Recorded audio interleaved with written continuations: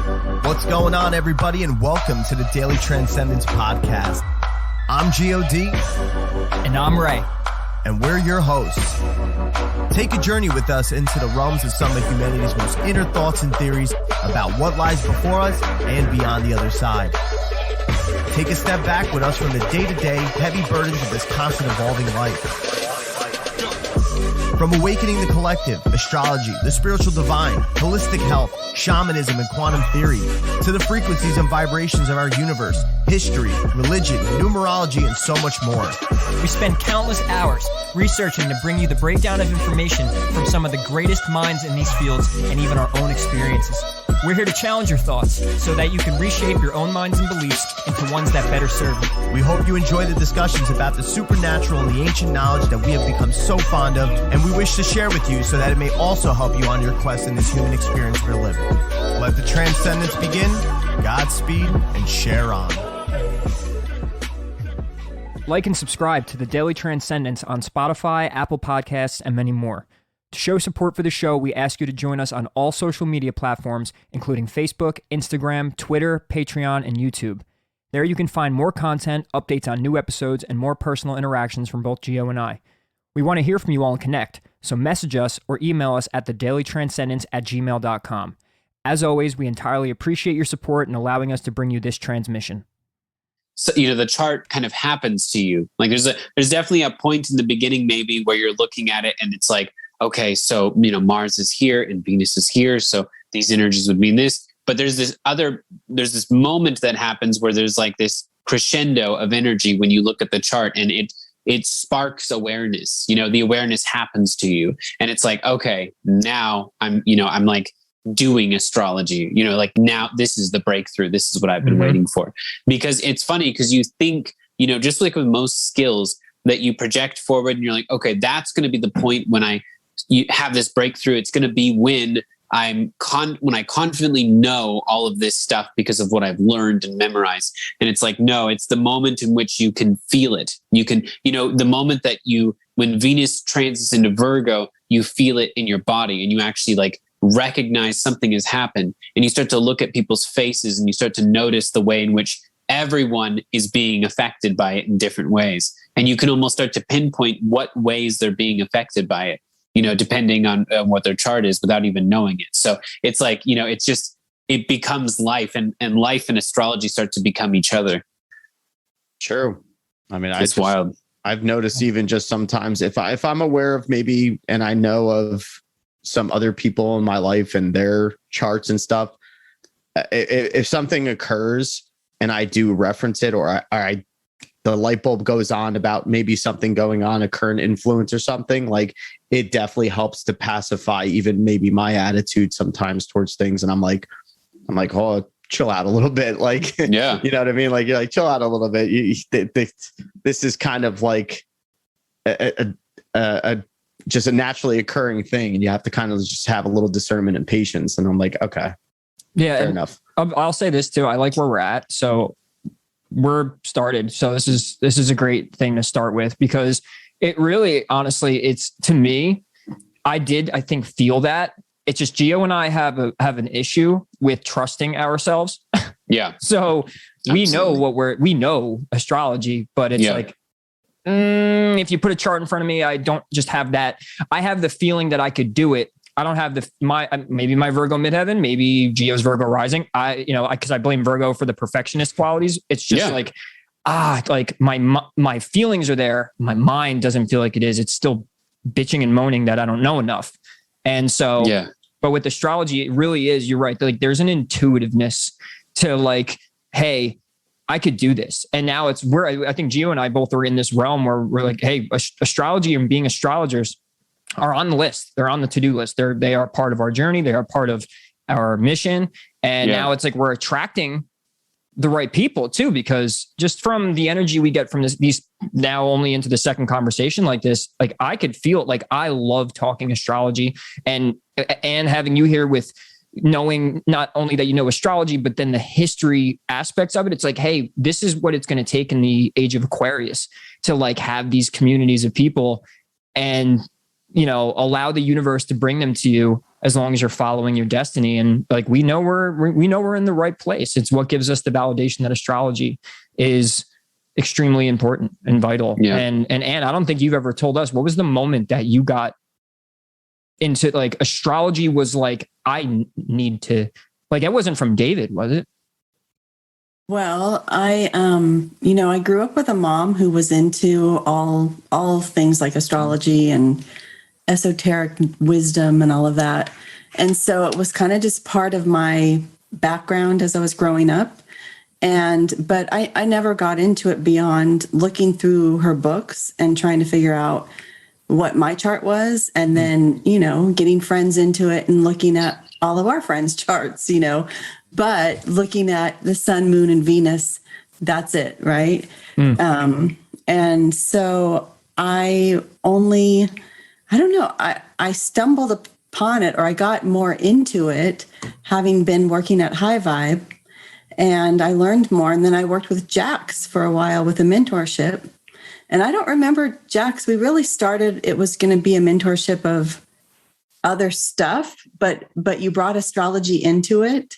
Yeah. And I was thinking, why am I learning astrology from Jax when I'm working with David? Right. David Palmer is at my disposal.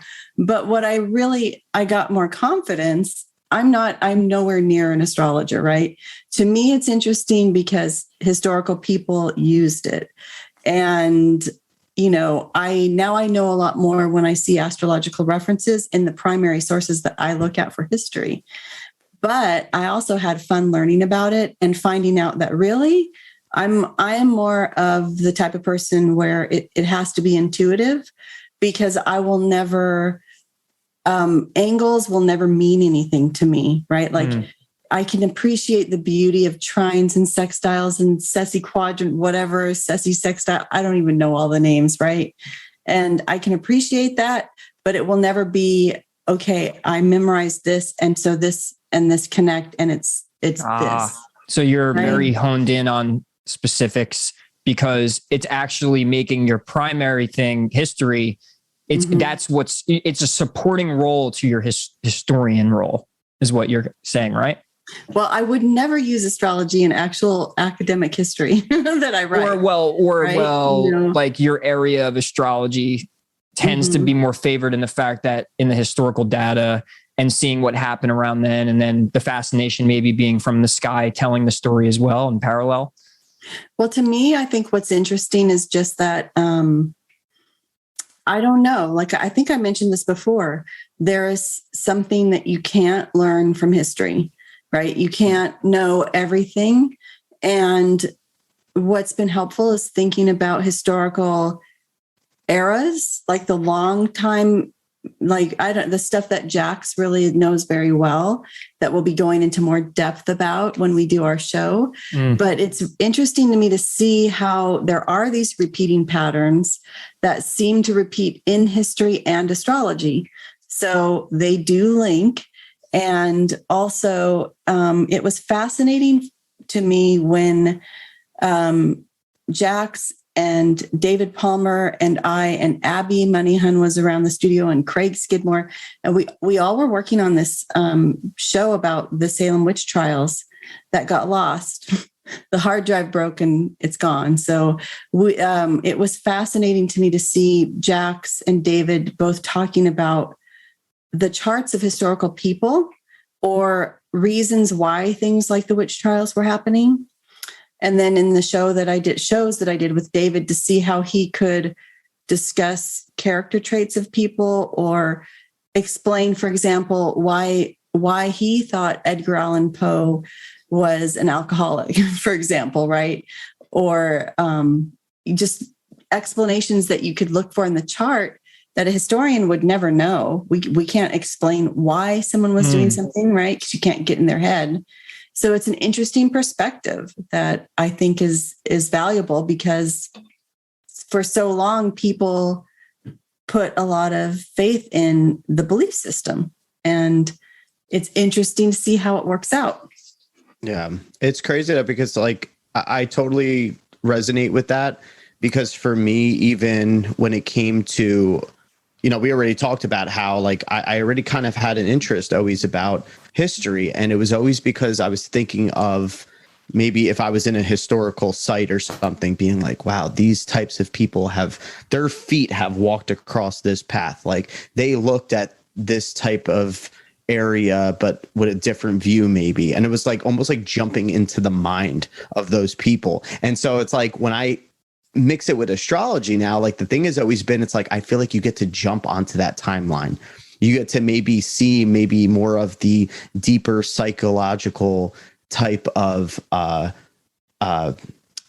resonance that's there at that time. Like you get to maybe, it's like the closest thing of experiencing it and like almost traveling to that or to being that type of person. And you get to speculate on it. It's not that it's got to be a definite, but you really get to sit there and maybe use that intuition. You know what I mean? Like I'm big on that because like, I mean, I'm a Pisces moon. Like, so like I really connect emotionally with intuitive things. And that was also something with astrology, was as much as it could seem very logical at times, like, and understanding maybe even, trines or squares or sextiles and everything. I always felt that there has to be some sort of like significance to these patterns, to these shapes. And the more that I realized, and this goes a little maybe into, cymatics and everything and geometry and like sacred geometry, it's like now I'm starting to see that like this is the language of the universe. Like this is how it all culminates and comes into form, because shapes, like we understand that sound and is vibration. Like it's vibration that's happening. Vibration does make shapes make forms. So it's like, this was what creates our reality. And we could almost see that and decode that. And we can look at kind of what type of essence does it come from? Maybe instead of looking at it from a, this is a bad or good thing. Like, yes, there is positive and negatives, but I think we're just looking at it from a binary system. But I think it moves diagonal, it moves sideways, it moves all sorts of ways. So it's like, that's the thing where I'm starting to see, I'm like, wow, it gets you to be involved with nature more when you look at it from that stance, rather than maybe just some sort of CoStar horoscopical like type of, airy fairy type way. Like astrologers hate that app. Yeah. Yeah. No, I'm one of them. Yeah. It's, well, and that's I think that's actually directly connected. It's like so ham-handed. Like, the thing is, I think with aspects too, because Anne, you brought this up about, not really feeling, the aspects being, squares, being trines, etc. One of the biggest, most important breakthroughs that I had was utilizing minor aspects, which, you rather than just having, conjunction, opposition, square, trine, etc. Instead of just having, like a piano with like 4 keys on it, instead, utilizing all of the minor aspects. So the whole symphony is like available. You go from the 0-degree conjunction to the 18-degree vigintile, the 24-degree quindecile, the 30-degree semisextile, the 33-degree undecile, the 36-degree decile. And when you have all of these little slight subtleties, then the full conversation happens. But I think astrology is commonly done, of course, out of, like you were saying, Gio, like good and bad. It's like, oh, this is a square, or this is an opposition. Like, oh shit. It's like, oh, this is trining. This is great. And it's like, that's too simplified, because if conversations don't happen that way, if you have a conversation with someone and you're only speaking in major aspects, then, it's like, we're together. And then it would be, like, we're happy together. And it's like, but we have a problem with communication. And it's like, but, at the end of the day, I'm sure we can work it out. But this is still a huge problem. We have to solve it right now. And that conversation wouldn't make sense. The subtleties and all the things that go into each and every moment in between, those things are what makes the full conversation. It's not just about the black and white, the binary, the 0 and the 1. It's about all of these things that happen in between those moments. And we, as a society, you're just looking at, America in the past, 6 years, we as a society are speaking in major aspects. You're with me or against me, you're, left or right, as if those are the only two options. You are either very much with this agenda, or you're a terrible person. Like those are the only two options. And, and it's very reminiscent of like the Cold War and kind of like how we were looking at our systems and we're like, which one is evil and which one is good.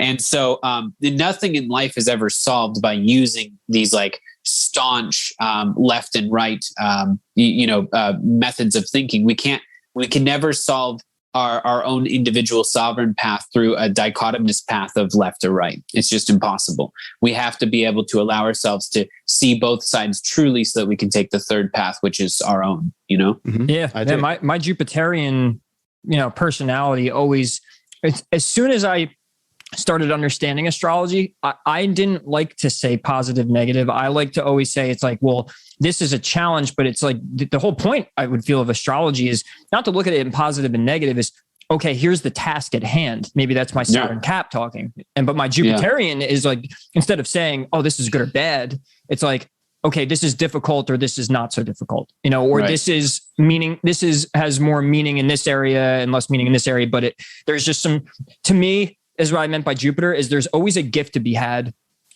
with whatever you're being given in life when it comes to challenges, good or bad aspects. I'm not that, and that's why I cannot wait to be more engulfed in astrology and become one just like yourself. And because I have that mindset, it's like, I want to know what we could do about things. I don't want to know about the problems and based in them. I want to know, okay, this is the problem at hand. So what do we do from here? It's not about, it's like, well, here's the problem. I need to spit every fact about the problem. And we need to really just, magnifying glass on everything that is the issue. It's like, okay, but that's great. But how are we using that as a utility and as a tool so then we can better the situation? And so it plays into the talk tonight too, because why are we bringing up we're going to go into the Revolutionary War, 1700s, and just how it's all parallel, the Civil War, all this other stuff.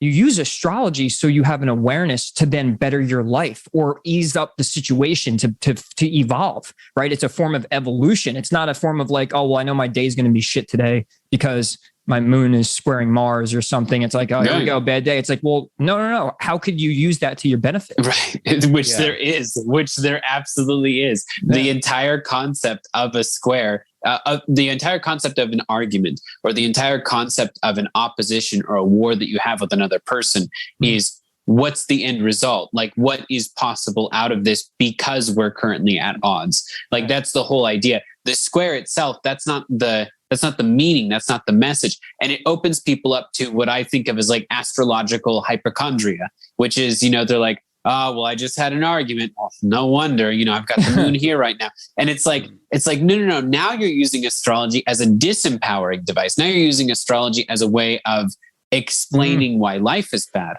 rather than using it bypassing. It's definitely a form of spiritual bypassing, because spiritual bypassing, I think a lot of the times we've become very familiar with the fact of, repeatedly using love and light for everything is borderline, it's just insane a little bit. And it's spiritual bypassing, but that's another form of it. Over spiritualizing events that are non-spiritual, as well as using a spiritual event, which you do believe is a spiritual event, as a crutch rather than as some sort of like lesson. If you're, and even saying something is a lesson rather than taking accountability for what you did to put yourself in that position is another way of getting into that same place. But yeah, spiritual bypassing is, of course, the counterweight that comes with such a massive awakening energy. While you have all these, new people that are getting into astrology and getting into tarot, getting into intuition, getting into crystals, whatever, you also, of course, then have the counterweight, which is tons of surface level understanding and tons of misuse. There's a bunch of people that, will do horoscopes, and essentially 99.9% of the time, it's about how your boyfriend's going to cheat on you. Like that's what 99.9% of the horoscopes are saying. He's the one, and they always assume he, because they know it's going to be a female watcher demographically. They know it's going to be a woman watching it. And they're playing on your heartstrings by suggesting, oh yeah, well, based on the astrology, this person, they're going to cheat on you, or, this person's and it's like, there's nothing balanced about it. It's the opposite of Libra. It's not even the opposite of Libra. I'm not going to put that on Aries, but it's just misusing something sacred. It's misusing the divine, but it's part of the natural process. And that's something that I've had to make peace with. I think a lot of astrologers get really upset when they see surface level stuff and when they see it being misused, or, charlatans, of course. And I think at the same time, though, you've got to get astrology into the bloodstream of, the collective consciousness right now. It is happening, and there's many ways in which it happens. The reality is some of the people misusing it are going to inspire and catch the attention of someone who may have not believed it otherwise. And then that person might, of their own accord, start to actually, get into real astrology. And so it's a double-edged sword. And for myself, I was incredibly angry at meme astrology, I called it, or I-astrology. Yeah. But the reality is it's part of the evolution process. You have 3 different animals that evolve, and one of them has a particular type of antler, and then the other 2's antlers don't necessarily work, but the species continued because of a few of the the ones that weren't working. So, that's a big part of it. Everything you said, Jax, about astrology and meme astrology and all of that, I could exactly say for history. So either there is a Libran approach to history and astrology, or you can say the same thing, because it's, I'm sure it's frustrating for Ray and Geo too, though. Whenever you guys give me a historical topic, it'll be like, you'll send something like, look at how Pluto transit Neptune and whatever all that stuff is applies to the American Revolution, to the Civil War, to the same. It's usually the same historical stories that get get brought out by, like, the article that you sent, right?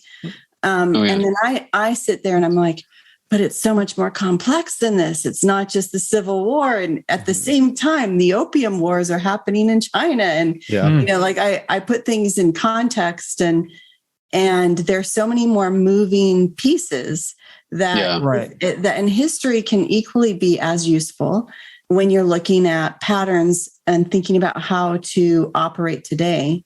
But it's not useful if it just boils down to everything equating, okay, this time, like like COVID is like the plague, right? Or doing those sorts of comparisons, and then just saying, so what? Okay, there's a lot of similarities. What did we learn from the last one, and how do we apply that today? But what's different? And that's always something that's always in astrology too. So that's what I like about astrology, that every time you compare one of those moments, it's like it's visually or mathematically demonstrating to us things never happen exactly the same way, right? And for some reason, when we look at history, we'll say, history repeats itself because we're not learning one lesson. But it's like similar things sort of start to happen. But there are lots of moving parts, and we have in some way we can interject in a different way. I don't, it's so much more complex. I would just really quickly wanted to say, it is funny. There's a lot of people that will be like, oh, this war started when Mercury was in Sagittarius. It's like, dude, Mercury is in Sagittarius every year. Like, that's not one of the triggers. But go on, Gio. Yeah. I guess he froze up. I mean, I had, of course, my thoughts are always going crazy, but I'm what you guys both just said. I absolutely, it's what is attractive to me, because then, I've also been always a puzzle person. So when you have these configurations and you're observing, and then people generalize things, that's what leads to misunderstandings. And that's what leads to things being skewed in a way, like I mentioned last time, is like everything is so skewed in history, not everything, but like it's a common thing because of what we're talking about. It's just like telephone is at hand, and people tend to just memify it all. And they just mention these real obvious or general aspects. It's like, well, okay, so like you guys are saying, like, what did we learn from it? And then what was different? So then we can observe it now. How can we compare it from now to then we can, so we can actually do something about it, or just catch it before it happens. And then with that, we can, make the right choice, but more so like make the more efficient and meaningful choice based on what we learn from the configurations. If you're generalizing things, I mean, sometimes or a lot of the times, those generalizations can lead to, like you said, oh, this time, the last time Gemini and Uranus happened, right? World War II. Right. So then you tell somebody that or make a meme about it. And it's like, oh shit, the last time this happened, Hitler and World War, and guess it's going to happen again. And it's like, well, no. Well, what's causing, like, what else is in the sky? What's causing it? And I feel like CoStar is a perfect example of an app, say, it does that with everyday daily horoscopes. It's just so general that it's actually a turnoff. Yeah, it's. I mean, just to me, and I've always held my tongue about CoStar and some of these other apps out there that just like, I mean, there's some of these apps out there that I've like known people who like I adored, and like, you know, we just had like the best friendship ever. But you pull up like what's the other one, the design app, and maybe CoStar is one of them as well. But it just basically goes on and on about how we're going to despise each other and how we're just terrible for each other. And I'm just like, you know, by erring on the side of negativity, you can then create drama, which then, of course, creates a dependence upon the app to be the solver of the problem, solver of the drama. Yeah. And that's something that I see with a lot of these different apps. With CoStar, though, I have some friends who will send me just screenshots of these little notifications they get throughout the day or throughout the week or whatever from CoStar. And I'm just like, that has nothing to do with astrology. I mean, maybe like maybe there's like a disclaimer where the person says like, hey, this is just my channeled message or something. And that's fine if that's what they think. But even then I would think it was weird. But there's nothing astrology related to some of these notifications that I see. And it makes total sense, because the reality is, think about having an app that does that, right? That performs that service. I'm not talking about one that just pulls up charts. I'm talking about one that actually does a lot of diagnostic stuff and does that. They're going to be able to show, for example, the meaning of Sun in Gemini. They'll be able to show Sun in Gemini in second house. But there's a total difference between the combination of Sun in second house Gemini when you have North Node in Gemini as well, versus when you have North Node in Aries, versus when you have North Node in Pisces. Plus the there's infinite patterns. So it's actually impossible to create something that has a satisfactory, basically an honest, true set of meanings. What they can do, what is physically possible, they can have just the blanket meanings of like the planet in that sign or the planet in that house, but it's impossible, because you when you're looking at someone's chart in particular, there's a lot of things that are individual to that person, or that were individual for that person. And there hasn't been someone in several hundred years who had even similar placements to them, Right.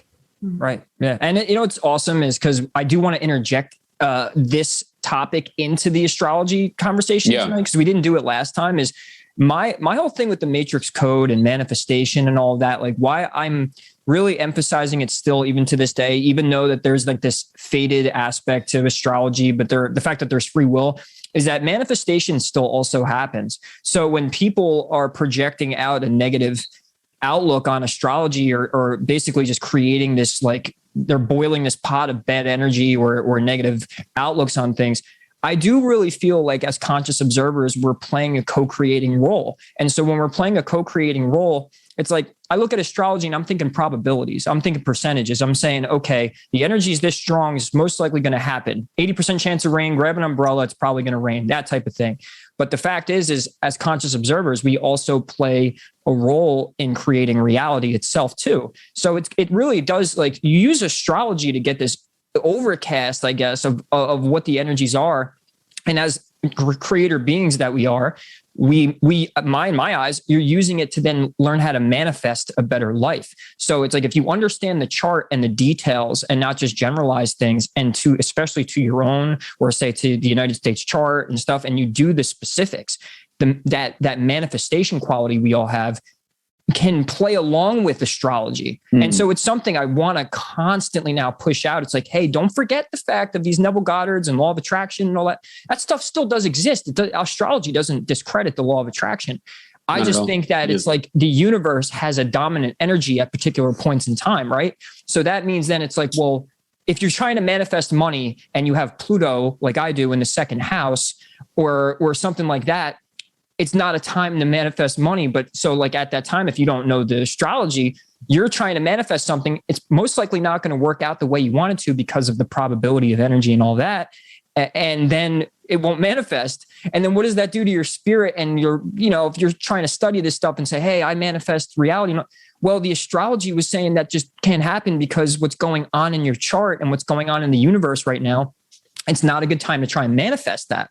But through the matrix code, we could constantly get reminders and stuff like that. So if you combine astrology, understanding the symbolic synchronistic language of the universe, and then just remember the fact that you also co-create reality, I feel like that's like the holy trinity there on creating a better and manifesting a better life. Yeah, and even go on, Gio. So sorry, I just want to add one thing in there because I don't know what happened because like my thing just went down for like a whole minute, but somehow I reconnected. I don't know where it was, but kind of going off that and basically what we were saying before is I kind of had this thought of we were saying before about not seeing things from just a black and white perspective all the time, like it's this or that, it's positive or negative, it's good or bad. Like we have to remember, just even like Anne said too, like the complexities, and even with history, it's not like even with astrology and history and all things, it's like there is this complexity, and it's the same way of understanding it. And that's why I think it's great looking at the astrology and from an alchemical standpoint and from the elements as well, being like, you don't just have hot or cold, you have the in-betweens. Is it warm? Is it, is it moist? Is it wet? Like you have all these other different octaves of it as well. And it's the same thing with the astrology and reading in that sort of sense too, when it comes to certain aspects. It comes to the same way when it comes to even historical events. We could look at it from the two major sides that are maybe quarreling at that time or anything, or we're seeing it from those perspectives. But we also sometimes get hyper focused on those things and don't see maybe the introspective of maybe the people who are being affected by that quarrel. There is a different stance to each thing. And that's where I feel like when you look at astrology, when you look at history in that sense, and especially combining it together, like it really does give you a bigger insight on understanding that thing of being like, well, yeah, even like what you were saying, Ray, before about it's not that like something may not culminate with you because the star power at that time is just less or something. It's almost like being, if you want to take it from a natural and a nature standpoint as well, and the alchemical standpoint, it's like you may be in the forest at that time trying to make a fire, but with the humidity level, it may be a little bit more impossible, wind blowing, you know what I'm saying? Like, and it might be harder to start that fire, but it doesn't mean you can't start that fire.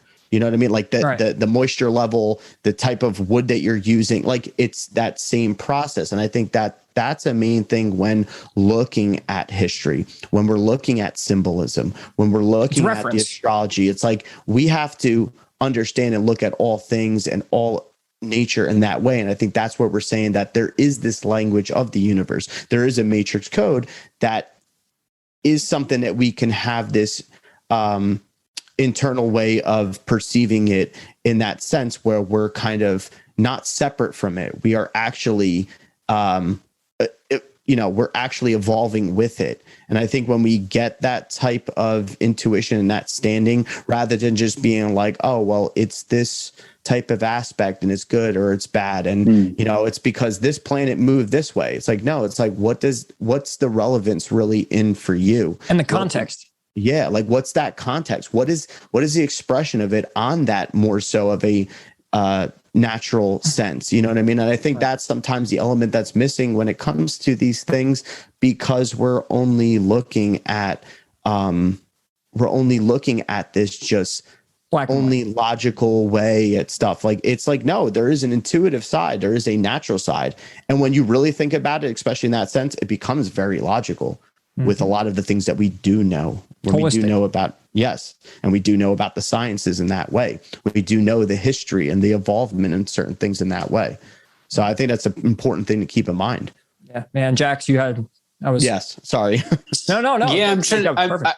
No, yeah, that was great. I was going to say, and sometimes it's about, it's about finding another way around. Like you have a transit going through your second house that, you don't find favorable and you feel is prohibiting you from, from making money. But it's important to look at the other transits elsewhere in your chart that, if empowered, might in a totally indirect sense lead to that very same thing. So it's like, so for example, it might not be right for you to join a new company and to try and like work your way up and do all these different things that you have no passion towards or no connection to. For me, for example, I've got Saturn transiting my natal first, but it's also transiting Libra's fifth. So I'm a Libra with Aquarius rising.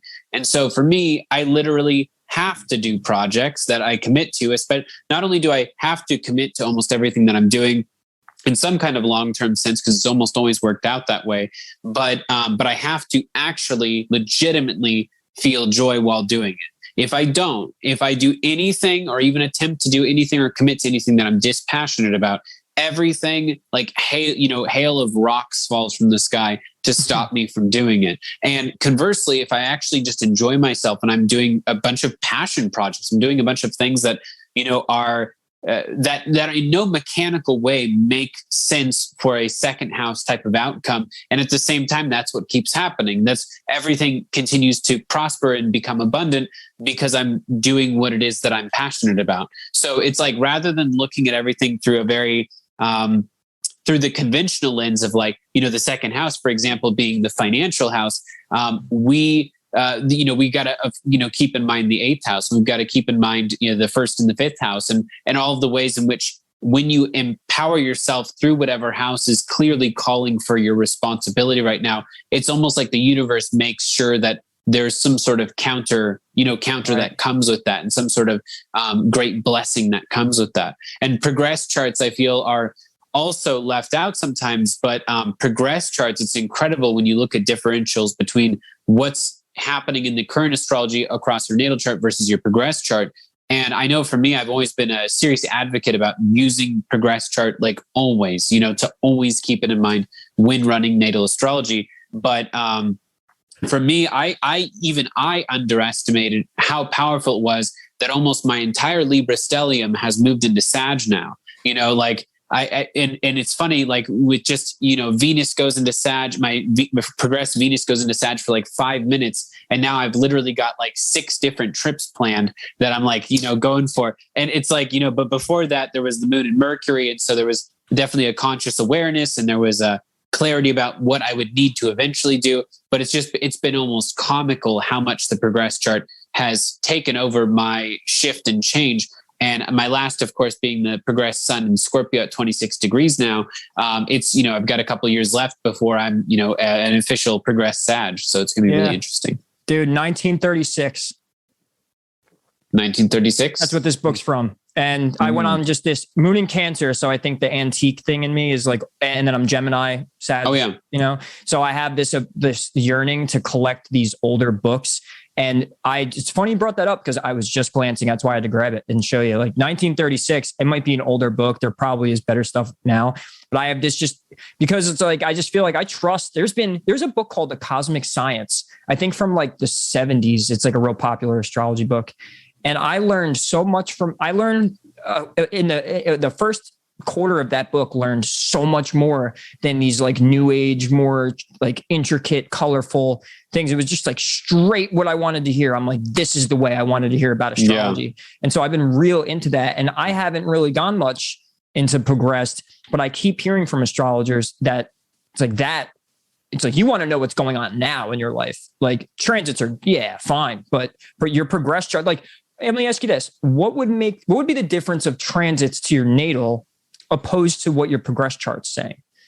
Well, part of it, I mean, you literally feel the difference as you're looking, as you look at the charts, you literally can feel a vast difference. The way I always try and describe it is that your natal chart is not just a snapshot of the planets at that time. It's a specific list of your, basically your soul compositions, the way that your soul wanted to express itself through these particular archetypes in this particular way. So for me, for example, Libra stellium, that's the way that my natal chart was set.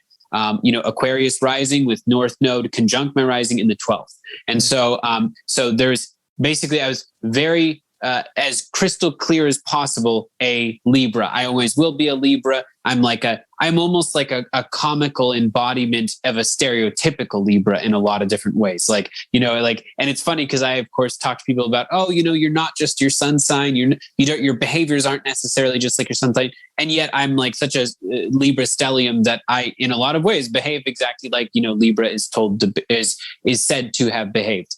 But when you look at progress charts and then you suddenly look at the time in my life that I can literally track as a kid, when my progressed sun moved into Scorpio and I started becoming a lot less focused on talking to everyone, making jokes all the time and these different things, and suddenly became very comfortable with having alone time and like, playing outside just by myself or something like that, you'll be able to track what I think of as like thematic changes. So it's like, I still have the Libra archetype and always will be, and I'll embody it. But at the same time, the progressed Scorpio is very clearly what the story of this last 26 years has really been about for me.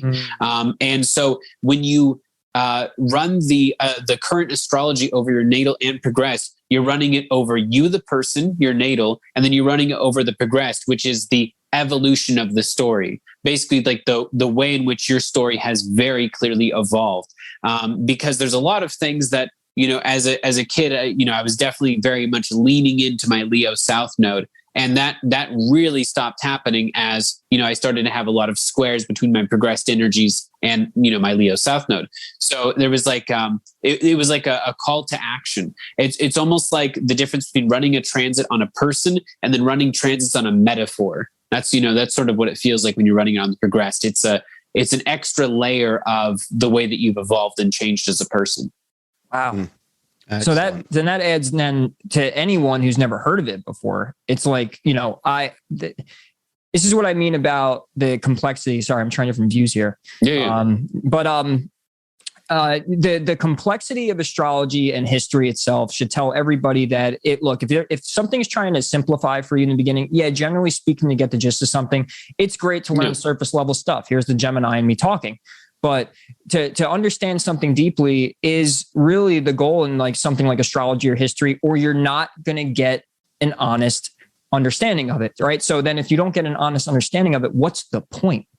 And so nowadays in this current age that we're, a lot of younger generations, and I even see old people on their phone, just we're like driving around today I was just driving around seeing this lady and it just seems like the convenience of things has made it so hard for people to get deep into this stuff again. And it's going to be our job as podcasters, astrologers, historians, to play the role of trying to playing the medium here of simplifying things enough, but then relaying to people and get them to see that, hey, you need to look beyond that general CoStar nonsense. You need to get off Instagram and stop reading the memes. If you want to understand and make it something like this useful in your life, you're going to have to get into complexities, or it is going to waste your time. You're going to have a lot of disappointments, and you're not going to get anywhere with any of this stuff. Maybe you get, you'll get somewhere with it, but efficiency and seeing real results with all this stuff truly is going to come from seeing the deeper layers of things and taking the time out. I mean, we're in the middle of a pandemic still, and a lot of people with everything's so shaky with life. It's like, hey, like something like this, if you're watching this podcast, you're studying astrology, go deeper, learn every layer as much as you can. Histories too. Don't just read from one author. Don't go to an article and think you know something. It's the problem with this, even this fact checker, the fact checker nonsense is like, how many sources did that person go to? No sources. Don't get me started on the fact checking. Yeah, you know what I mean? And it's the same thing with both. It's the problem. As you were talking, I've been thinking about this so much lately that really it's not just an issue with studying history or astrology. Isn't it the issue? It is the issue right now that so many people have looked for easy answers for so long, right? That critical thinking has been de-emphasized and it is not being encouraged. And I don't know if that's driven by people wanting to have more convenience. Do they want the convenience of an app that just tells them, here's the astrology for the day. And then you can look at a history meme. And then do you consider yourself educated and informed, or why does it matter at that point? It's just, but what it does is it makes you easier to control, right? It's just like, okay, here's what we're thinking today, everybody. Now we're all happy because we're together, but then what? But this is what I'm wondering, is that a generational thing? Is it whatever the astrology is of the youngest generation? Did they just want simple, quick, easy things?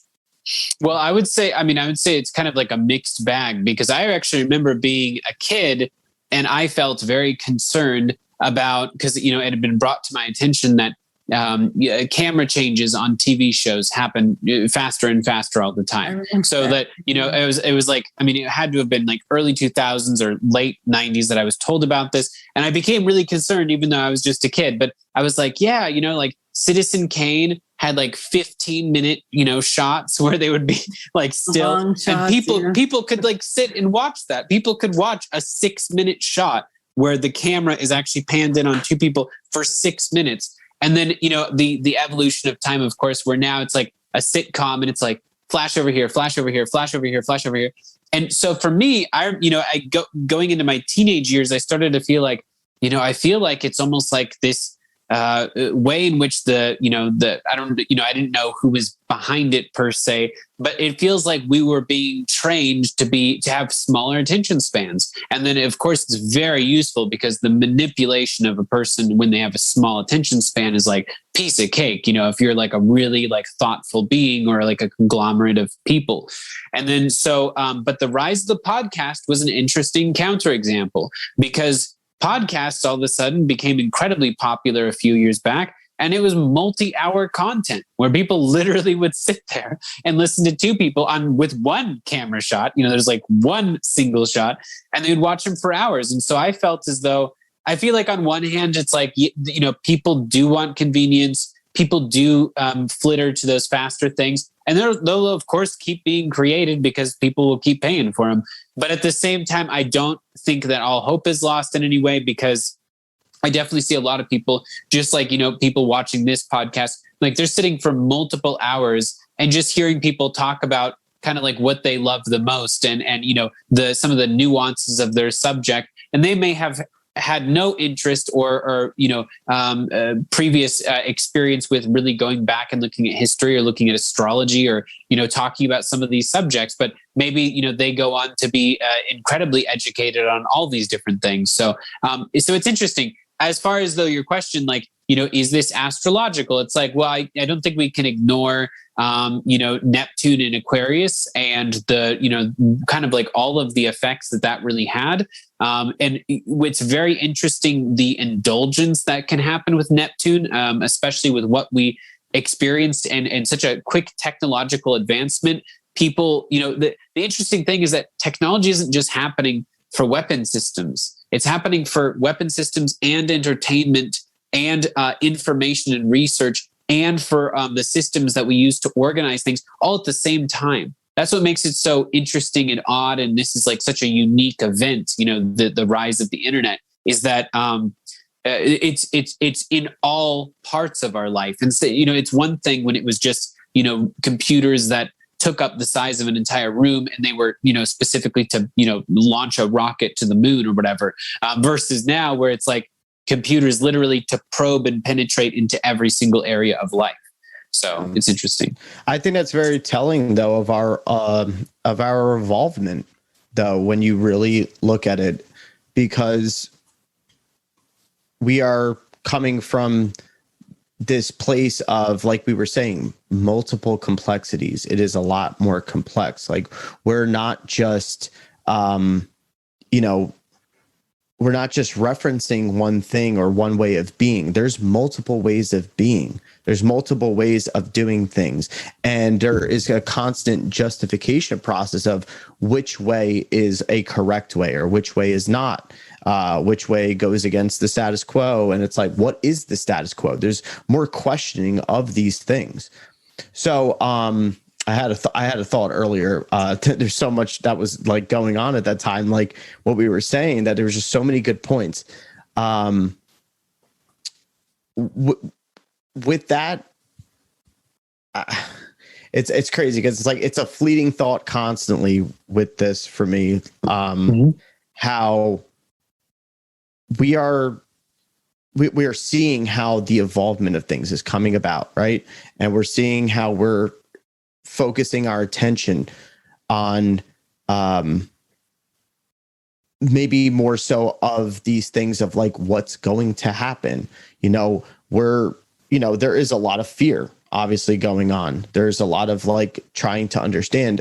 And like we were saying before, is like we got really adept with the astrology and its relevance with learning the language of the universe and the energies. And it's like, I think it comes down to the fact that like we have to maybe start transitioning and understanding that is the evolvement.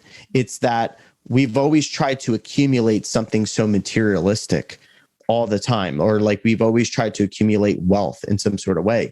And with the shift, and this is what the astrology and what history is even showing us too, is that the evolvement of mankind is that the wealth and the value is not just coming from some sort of old way of thinking of what we know a currency is and what we know wealth is. Like, I think now we're coming to a cosmic understanding that the greatest sought out wealth that we're looking for in currency really actually is information.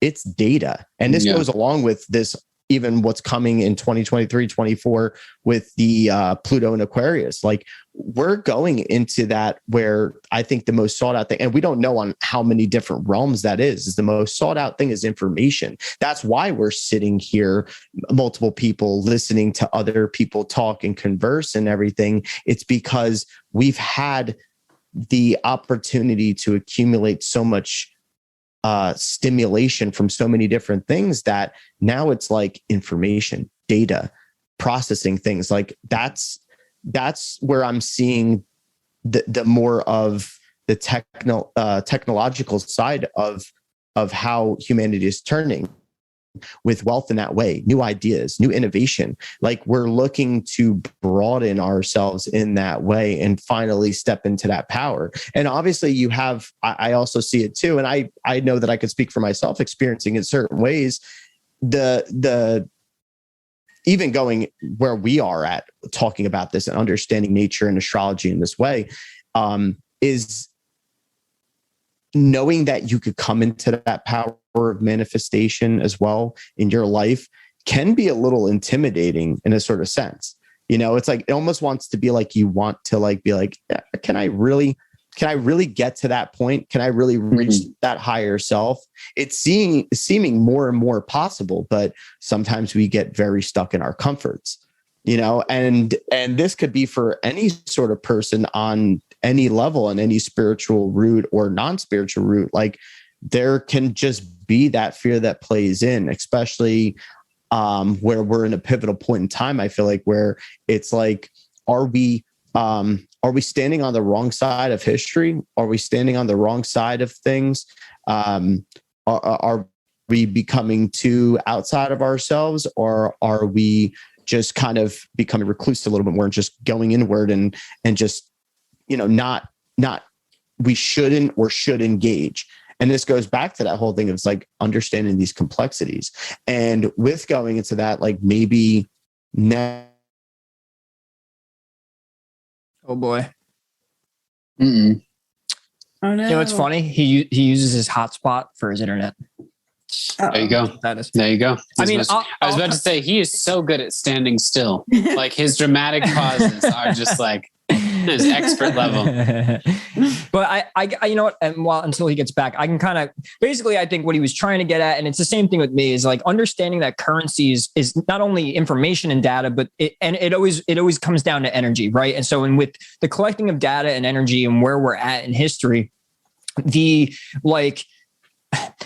wealth he's speaking of is like, it's so important to just be, the awareness of things are more important than, say, now the physical money. Like, the money itself is losing value, right? And it's going to shift. So in this moment of shifting, and we're learning with Pluto and Aquarius coming and finishing up Pluto Capricorn, is like the structures are going to break down. And then coming into Pluto Aquarius, it's like, it now has to rebuild and in a completely new way and with technology, right? So as this currency shifts, it's like, well, what is where's wealth going to be if the currency itself, like, or the money itself has to die and shift? It's like, well, your awareness, your understanding to life, your understanding to yourself. And then gives the value now to astrology, because the astrology is the language of energy, information, and then knowing thyself, then seeing the matrix code of things and knowing how life's going to play out. The real currency ends up being that understanding and understanding things and that data itself. And it's funny, I don't know if you guys are familiar with Robert Grant. You guys know Robert Grant? Sounds really familiar. Mathematician, incredible dude. I'll have to send you his Instagram, and anybody listening, please go check out Robert Grant's work. Definitely figures out a lot of the deeper codings of the matrix and all of that through just mathematical formulas and stuff. And it's amazing. It's incredible. But he had a podcast talking about this, where in the near future, corporations and people seeking to gain power and all of that, they're after your data, right? So even the individual itself, the data of that individual, astrological, financial, what their interests are, it doesn't matter. That's where the wealth is. It's understanding and being able to get a broad perspective. And I think astrologers and all of that actually have the upper hand, because you guys are the data, like you're deciphering the data. That's funny. That's a funny way to put it. Yeah, no, that's a really valid point. Yeah. Did I get cut off before? I'm sorry. Oh, yeah. You did. Yeah. Mid sentence. I was so frustrated. I didn't even know. I just like kept going with it. But the only thing that I just kind of like ended with was the whole fact of being like, and I see you guys continue with it, which is great. Is Got just the thank you. Just the whole, like, now I think now that we've really, really emphasized this whole language of the universe and the energies and seeing it in that way through even, now looking at history, even in a certain perspective, stop looking at as from the victor perspective or the loser perspective, and looking at from the maybe objective. The objective way, and start looking at from the middle players and everything. Now that we're starting to see that type of language and the language of the universe compare with that, like maybe now that we can start kind of going where we left off with the last conversation and showing now as we progress more in those times of the 1700s, because I know that a lot of us have found a lot of relevance with more so coming into the Revolutionary War times, even afterwards, Civil War, even Civil War times, even how it connects to 1989 as well, because we did briefly mention that. But I'm very curious to see now how this has progressed more with this understanding of what we just kind of went real in depth with. Mm-hmm. Right. Could I say something? I would like to add a historical footnote. Oh, yeah.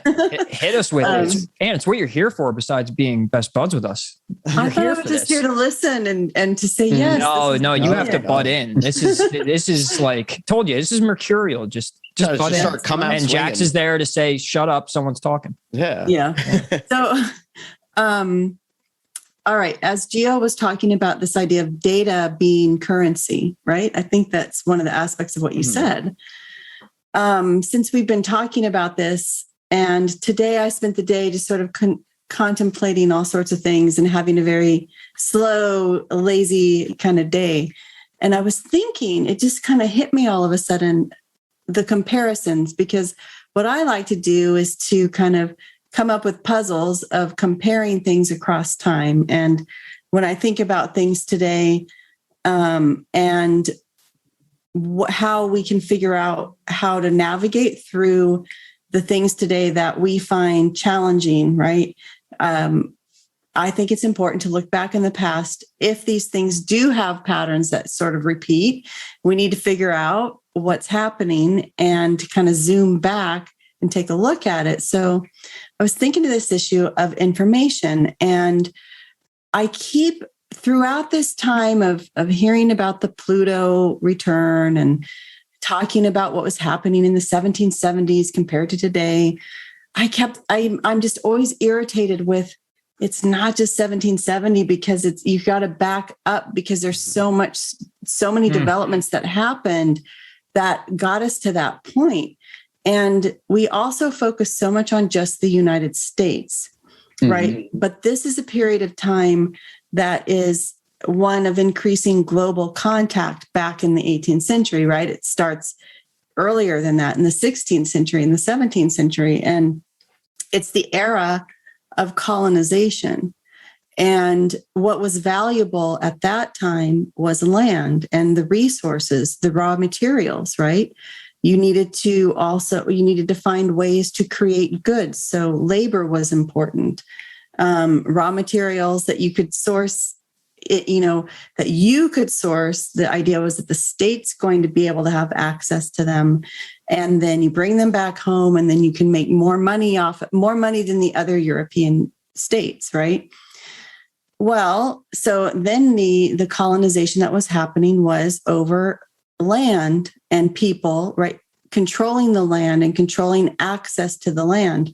So today's colonization is colonizing the information, right? It's an empire of information. And in the earlier time, the colonization of land and the increase of global trade, which was helping to enrich states back home so that they could fight their wars, so they could compete with each other, right? Colonization and financing that actually started with private companies, right?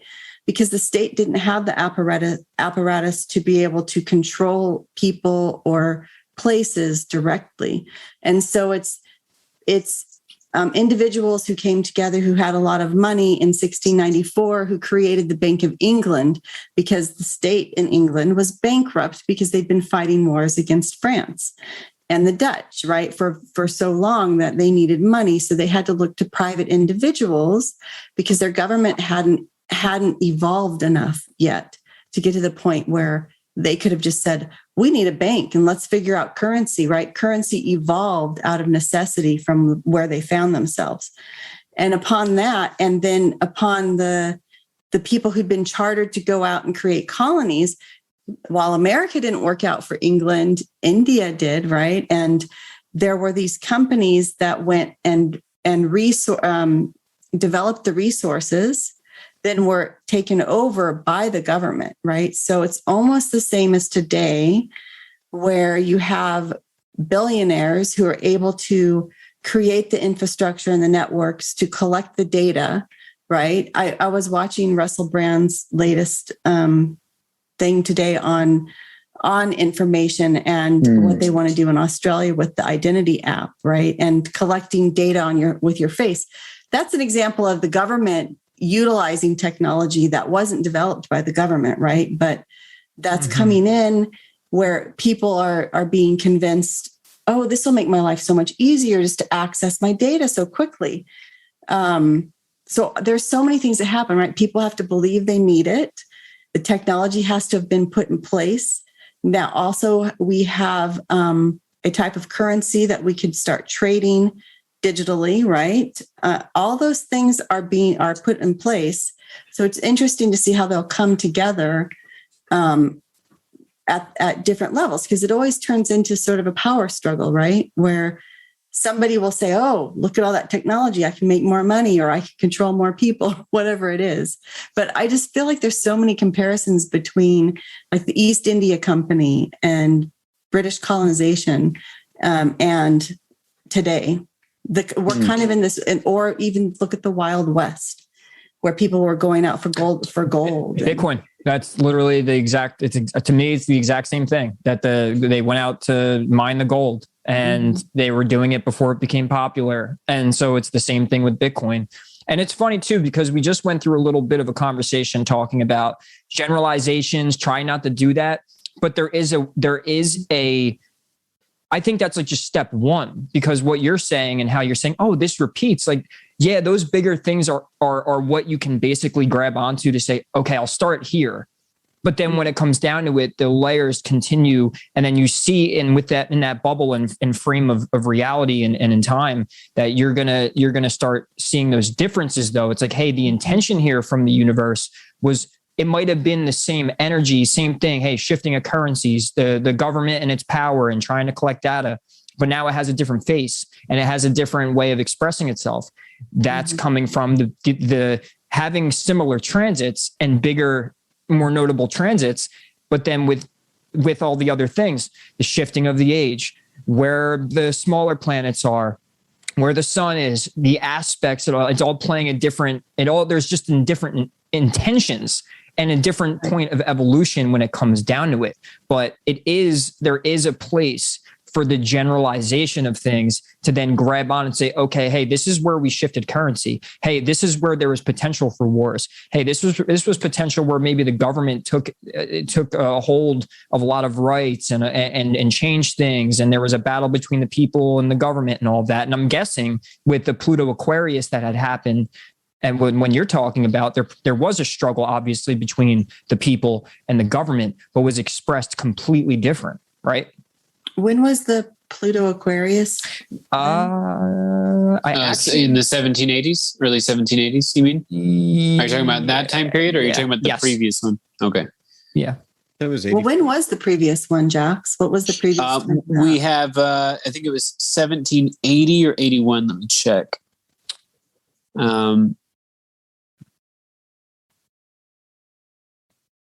Yeah, here we go. So go back to 1775. I think I have 96, 77. Or maybe that was when it 1792? left. I thought it was like 84. So 1779. Okay. It enters. Oh, it does enter and then leave. I think 1780 was when it entered and then stayed. Mm. And then what about the cycle before that one? Cycle before that one. I guess I could figure out mathematically, but I was about to say, what am I, chopped liver? Yeah. Am I your errand boy? Am I your... Yeah, and you know what? As I'm looking at it, it says, and I can get some of these notes up in a little bit. Its first visit to the water bearer's domain since 1778 and 98. It was a 20-year period of explosive growth for both the Industrial Revolution and the Age of Enlightenment. I don't have the actual ingress. I think 1533. 78 and then 15. So that's right. That makes sense. Yeah, I should know. I knew that already.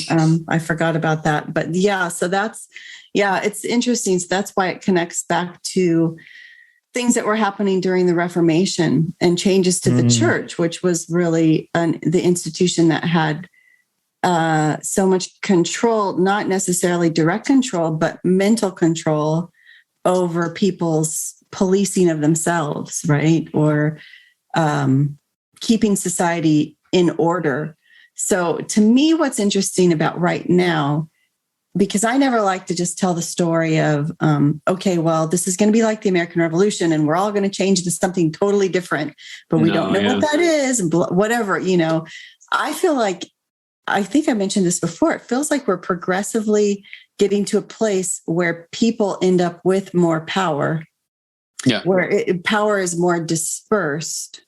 But it always seems like somebody is someone who's losing power really clamps down, right? Which we could see during the American Revolution. And really most society didn't even know what was going on, kind of, right? But there are certain people who had more money and they wanted to keep their money and they didn't want to be controlled by the government that was across the sea, or they wanted to have their own businesses here. Right. So it was kind of about the sovereignty of a new class of mostly men at that point, like a middle class that had risen. So, but that was a step in giving even more power to people. Right.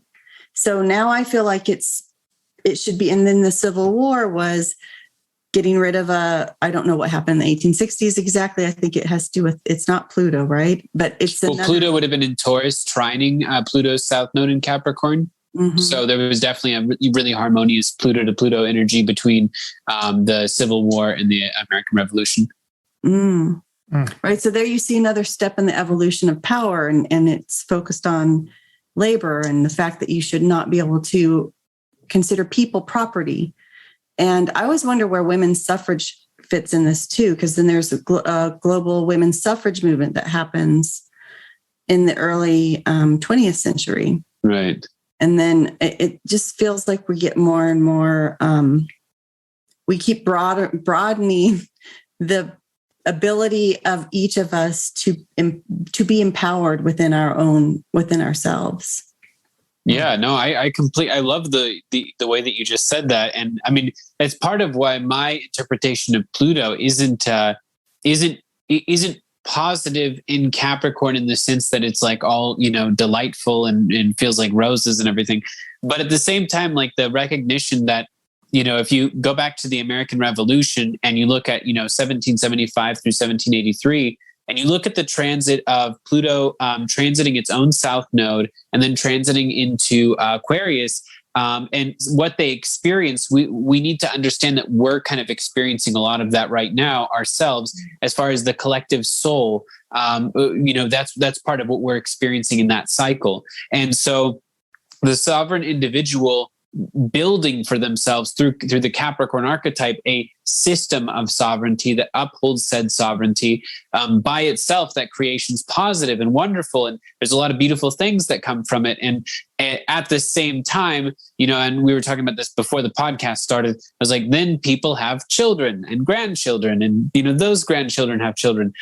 And the thing is, the people who fought for and were there for the formation of systems of sovereignty might sometimes assume or project onto their children and grandchildren, oh, they'll just get it too. Like they'll understand as well. Obviously, like this is so perfect, but not necessarily. And there's, of course, genuine parts of that where the children and grandchildren recognize changes need to be made. But I love what you brought up about, the Reformation and part of what I see coming, which is America's Pluto return, which is going to be in Capricorn in the second house. A lot of people are like, I'm picking up secession, literal secession, like actually having Texas in several other states actually secede from the Union. And for me, I was looking at it in more of a metaphorical way. And then you had brought up, Anne, data being, the new frontier. And then you had even, Ray, talked about Bitcoin being the next gold rush. What I've been feeling for a long time is that, February of 2022, this America's Pluto return, this is going to be cryptocurrency being a way in which people secede economically. Like we don't consider it as an option to not use the US dollar. What are you, crazy? However, that's becoming an option more and more realistically. And I believe that there are several events that are going to kickstart in February of 2022 that are going to make it very available, widely available to a lot of people to start spending with crypto, to start using different cryptocurrencies, to start obviously creating their own. You can do that right now. But even with all that it was talked about since the sort of kickoff, December 21st of 2020 and the age of Aquarius and all of this, cryptocurrency being part of the common dialogue all of a sudden, this event and this series of events is going to kick off in February of 2022. I think it's the economic secession. And I think that it's where, you don't just look at, oh no, the dollar's inflating, we're all screwed. It's like there's alternatives now, which means that at the same time, you also then have other people who are held accountable if they don't fix something themselves, because like if you're taking your own economic freedom for yourself and you're taking charge of your destiny in that way, then it doesn't matter what happens, to the degree that, of course, it will obviously have a lot of indirect effects on you, but that people will not be burdened in that way. And I think that, we had also mentioned about how, data is essentially, people's attention and people's data is the most valuable thing possible. And I think that's a big part of it. I think that's a big part of this Pluto return. If I could interject, because I'm seeing a crazy, I'm fascinated by this because we're talking about the data, we're talking about the information, we're talking about this Pluto transit as well throughout history that we're seeing even with the Revolutionary War. And we're seeing how it went back to, what was the date that you said for the 1500s again? 1533. Okay, 1533. So one thing I'm seeing that there's a common pattern is this thing about the printing press. right? The printing press, if we think about it, like in order to kind of have this, and back me up if I'm wrong or right, and even during leading up to the Revolutionary War, everything that was going on with King George III, like everything that was going on with this new stance on freedom, and as far as maybe more so of like taking it into their own governing bodies, a lot of this was reaching people through the involvement of the printing press and releasing certain writings for the people as well. And that was really utilized, I think, during that era. But also in the same sense, now I'm also seeing it too back to during those times of the 1500s as well, where even textual criticism came into play, especially going on during, pre-Reformation as well, of, this whole thing of trying to, and it kind of reminds me of modern day fact checking. Like this whole textual criticism thing, the press, and it goes back once again to this whole information data processing. How are we outreaching to people? How are they receiving the information? How are they going to act upon the information that's going to be a determination about how the rest of the trajectory of society goes in this type of way. And I think that's what's the crazy thing is like we're seeing that in that Pluto transit, even from the 1500s, even with the culmination of, because 1535, I mean, we're talking 5 years before the Council of Trent as well, where the Jesuit order really starts to come into play as well. And they took a big number on trying to instill their Jesuit order and their Jesuit priest into institutions and have that type of indoctrination effect as well. So it's like we're seeing that precursor for that. Then we're seeing that as well as far as even the lead up to the Revolutionary War of what type of things were printed in reference to whether they were, more so continental type people considered insurgents, or we're talking about even if you're loyalist, like it's the news, basically. It's the news. It's what's being said, what's the word on the street, what's going on. And it's like that whole thing played a big role and sometimes maybe overlooked in all three of the situations. Then right. I 1500s.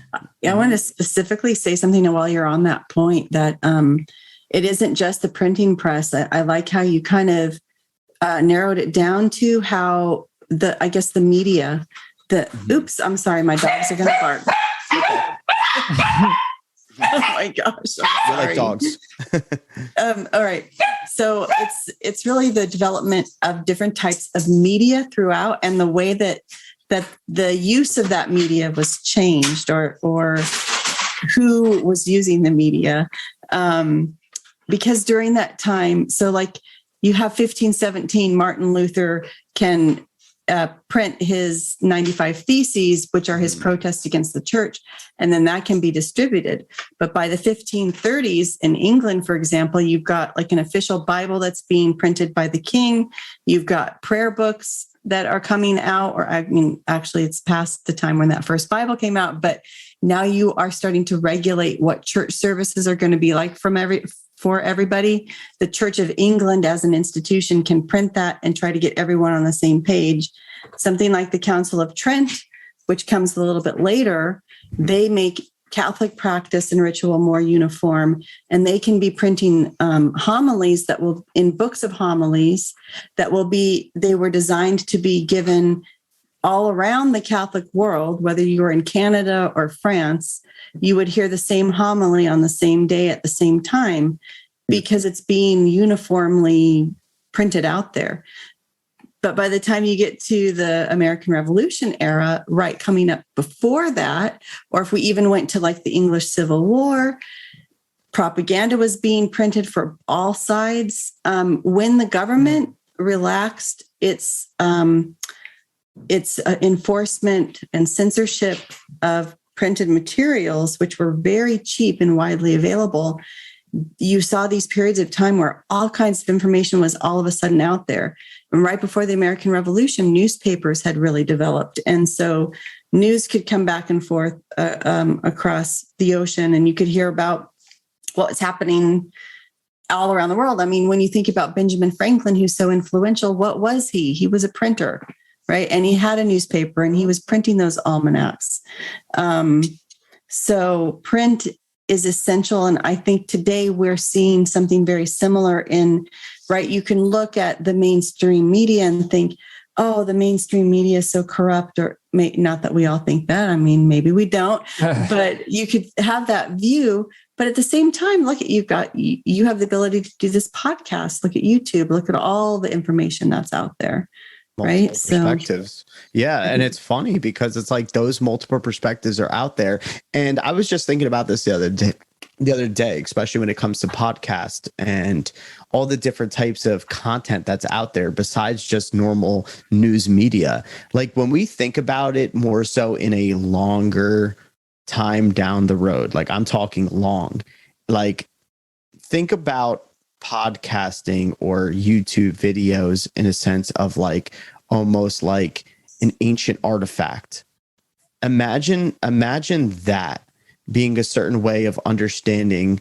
In the future they'll have I would like to think a deeper understanding, if that data is kept, if it's preserved and it's held. How do we look at it still to this day? We look at different pottery, we look at different artifacts in that way, scribings on the wall, and trying to root back certain languages as well. I think at that point it's like, we talked about in the last conversation about skewing information, skewing history. I think that becomes a lot more difficult over time in a sort of sense. I mean, unless you can just wipe it clean. I'm sure there's going to be a lot.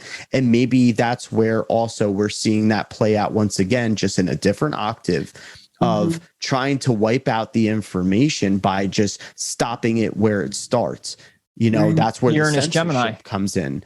Yeah. But you know what's so interesting about that? When you said Uranus, Gemini also, it reminds me of what I've always thought so weird as a historian is why in the world did the Third Reich keep all of the records of everything they did? So it's almost like you would think, Gio, they'd wipe everything clean, right? Like if somebody took over and wanted to get rid of all the dissenting voices, that they just wipe it clean. But it's like they like to keep things like trophies, or it's like, they thought they were going to be the winners, so they were like, "This is just bookkeeping. This is like, right? For them, it was, it's records." I also have another perspective on that, though. But I think also maybe maybe not like so consciously they thought about it in this way, but maybe subconsciously it could have been the fact of like, if they know, like basically anybody looking at it in the future, if they know the details better, if they understand, maybe they'll see the intention behind the cause. I'm not trying to justify. Yeah, that would. I'm not trying to justify. No, I hear what you're saying. But like that could be the case of being like they like almost wanting to push the truth of some sort of way. I mean, we still see it nowadays where a lot of people say, well, hold on, let's also look about that time as well. When it comes to, I had a good friend of mine, and it was actually the same friend that I was saying that was in the band scene. That's how I knew Ray. He was my best friend at the time, and he came from Italian American and straight Austrian German descent. He had a grandfather who was actually enlisted in the Hitler Youth, and his other uncle, or who he considered his uncle, fought on the American side in World War II. And one thing that was constantly said from his grandparents during that time, being native born Austrian Germans, was the fact of their economy, the economy of how dwindling it was, and how poor stricken they were for no reason, it felt like almost to them. And it had a lot to do with certain migrations that were going on at the time. It had a lot to do with certain migrations into the neighborhoods, of the acceptance of certain types of people during the neighborhoods, where these migrants kind of created their own little unions, and based around their commerce and their circles, kind of strictly for themselves, in a way of being like, the Jewish people only kind of commerced in a certain way. You know what I mean? Like they kind of like congregated in their own sort of way, that somehow in effect did hurt the economy of the German people and the Germans of that time. And I think that that's how Hitler also played a part on the emotions of the German people. You know what I mean? He kind of gaslit them in a sort of way of being like, it's them. They kind of took it from you. They're the ones who are not participating in our way, in our natural way of doing things that we've done all this long way. And then of course he went extreme with the Aryan race and all of this stuff. But like, there was a certain vulnerability that he also was playing on that was in a sort of sense factual at the time too. Well, I mean, the thing is that was able to happen, and he was able to play on this stereotypical perspective because, there was a lot of anger about what had happened after World War I, but also it was not focusing, like he turned everyone's focus onto the reality right then. And we are in this bad situation. And look, there's these people right here who we can blame. Yes. And there was no emphasis on why are those the people we're blaming? Why are those people living in that particular part of the city? Why do they have the jobs as money lenders and all of the things that were being criticized, or what, right? Like there was a long history of constantly being oppressed that led them into that place, right? Every single thing that he was criticizing them for was a fact that came about because of history. Mm-hmm. And when people don't know the history, or when certain history is not taught, or when you're being gaslit to believe certain things about certain groups of people and no one allows you to ask questions, that's the kind of thing that can happen. And I mean, I know there are people who say, oh, don't compare it to, I'm not comparing anything to the Holocaust. Yeah. I'm talking about the history of how the Third Reich came into power. Mm-hmm. And it was a long history building on all kinds of prejudice and institutional realities and legal changes that happened. It was a very long history. Yeah. Sorry, it was a culmination. It was a culmination of different ideas when you think about it, because it was like the emergence of even, Hitler's ideal into going into it. That's why he aligned with the National Socialist Party as well. Like, so it's not just one or different thing. He was very influenced by Mussolini and, fascism, which it's like almost one and the same thing in my opinion as well. Like, but like that's the thing. It almost reflects the modern day gaslighting and push, I think, that we see when it comes to the constant push to divide each other once again with some sort of racial issue and oppression and redlining communities. And who knows, maybe it's inverted in a sort of way. I'm not making that direct comparison. It might be inverted in a sort of way, but it's once again, it's that essence that's there. Yeah, it's the black and white. Absolutely. Look at it, Absolutely. black and white. The black and white is going to make it to where people are like, don't compare that. It's like, no. There is an essence to it. It was a good way to put it. Yeah. But we have the ability to observe it in deeper senses in that way because of the history, because of deeper understanding on psychological issues and the metaphysics as well. Yes, maybe certain metaphysics aren't as mainstream. Maybe astrology still isn't as mainstream. Yes, it is mainstream in a way, but are we using it to the ability of our development in an evolving type of way all the time? No, not everything. You have my point before types of astrologers. Yes. Yeah. So it's like, that's even the whole point of, I mean, that's one thing that really drives me, and it has come to drive me in a lot of these topics, and understanding the code and the matrix and seeing the synchronicities of everything playing together. And that's where it's like, That's why it's always been my big thing. And like, that's why I was so influenced even by Anne too, was like, don't sleep on the history. You know what I mean? I saw what Anne was doing too. I was like, don't sleep on the history. Like, this will help you when looking at these types of things metaphysically as well, or alchemically in a hermetic way, whatever it may be.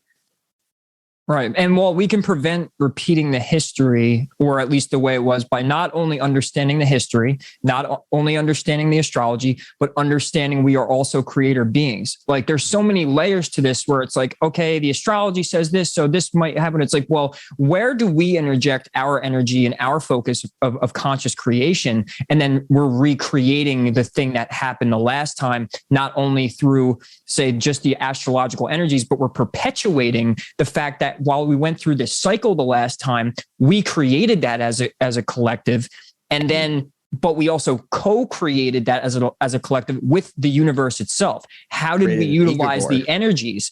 So, and it's like a reminder I'm going to instill in our listeners and whoever I talk to is like, okay, historical data needed, astrological data needed, but also what were we thinking and what were we flavoring that era of time with those two things, with our conscious creative energy? What were we manifesting as well? Because then when these transits come back up and we understand not only are the transits have like a causal effect on these things repeating, but the fact that human beings, being creative beings, observing these energies and then creating them a certain way, because then it empowers us in a certain fashion to say, hey, we are co-creating with the universe. Here's the energies. It's like almost like, hey, here's a coloring book. Here's a page to color, and here's the crayons that you have to use. Right. And it's like, are you going to color inside the lines? Are you just going to do the same old thing?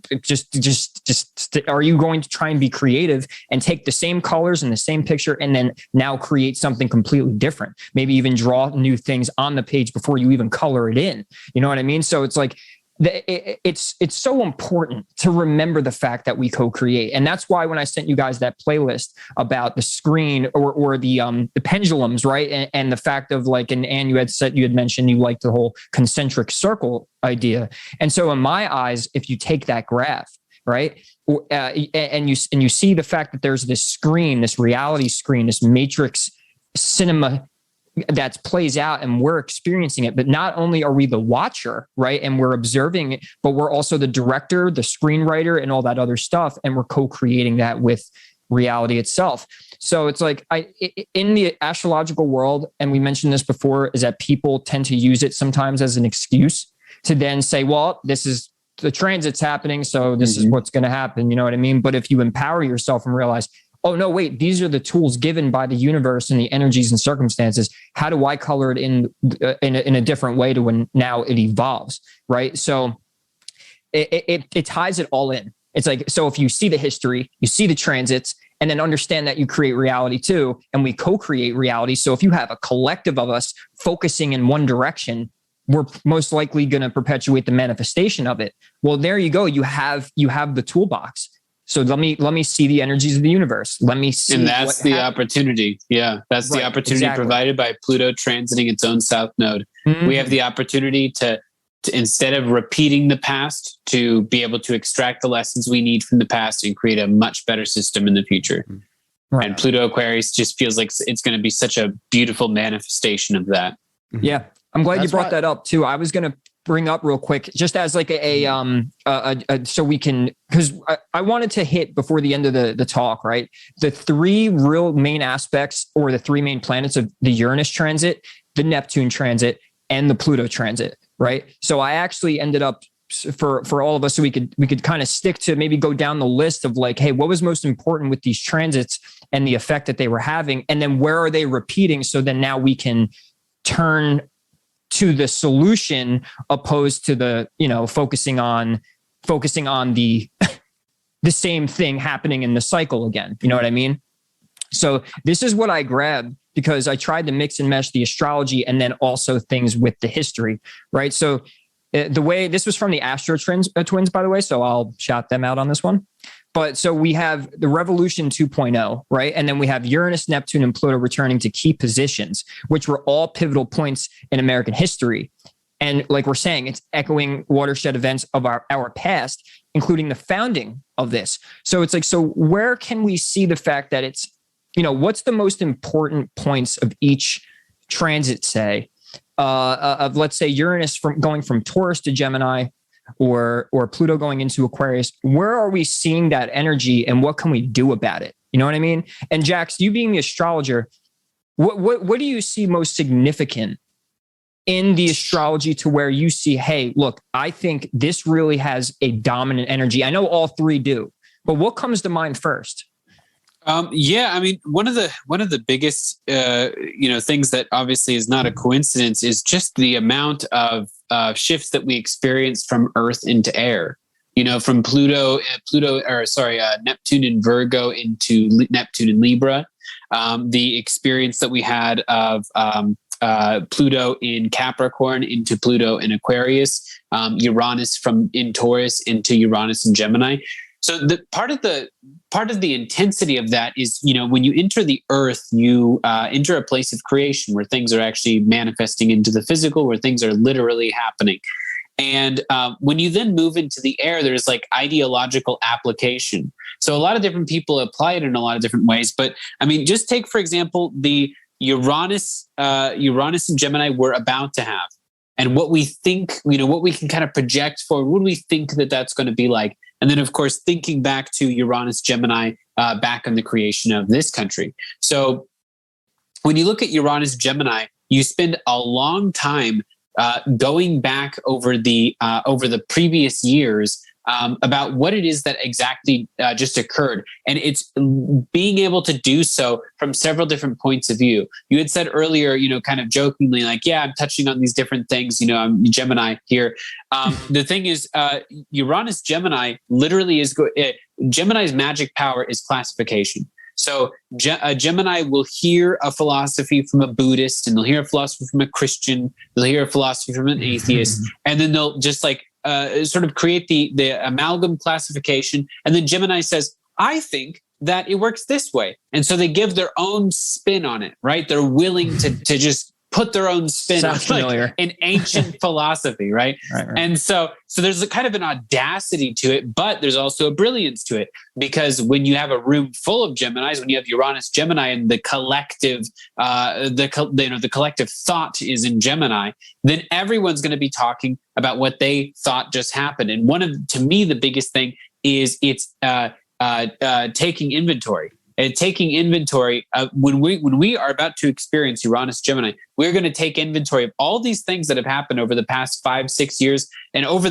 what's about to happen over the next 3 years, right? So it's like the next 5 years. There's a lot that's still going to happen here. But Uranus, Gemini is going to try and gain agreement and reach an understanding of what actually happened. So a lot of this stuff that we saw, for example, you see something that is positive, like a positive movement, such as like the Me Too movement in its original context, like a very positive movement. And then you see all of the different manifestations that happen from that, and then it's left behind. Now no one's talking about it, right?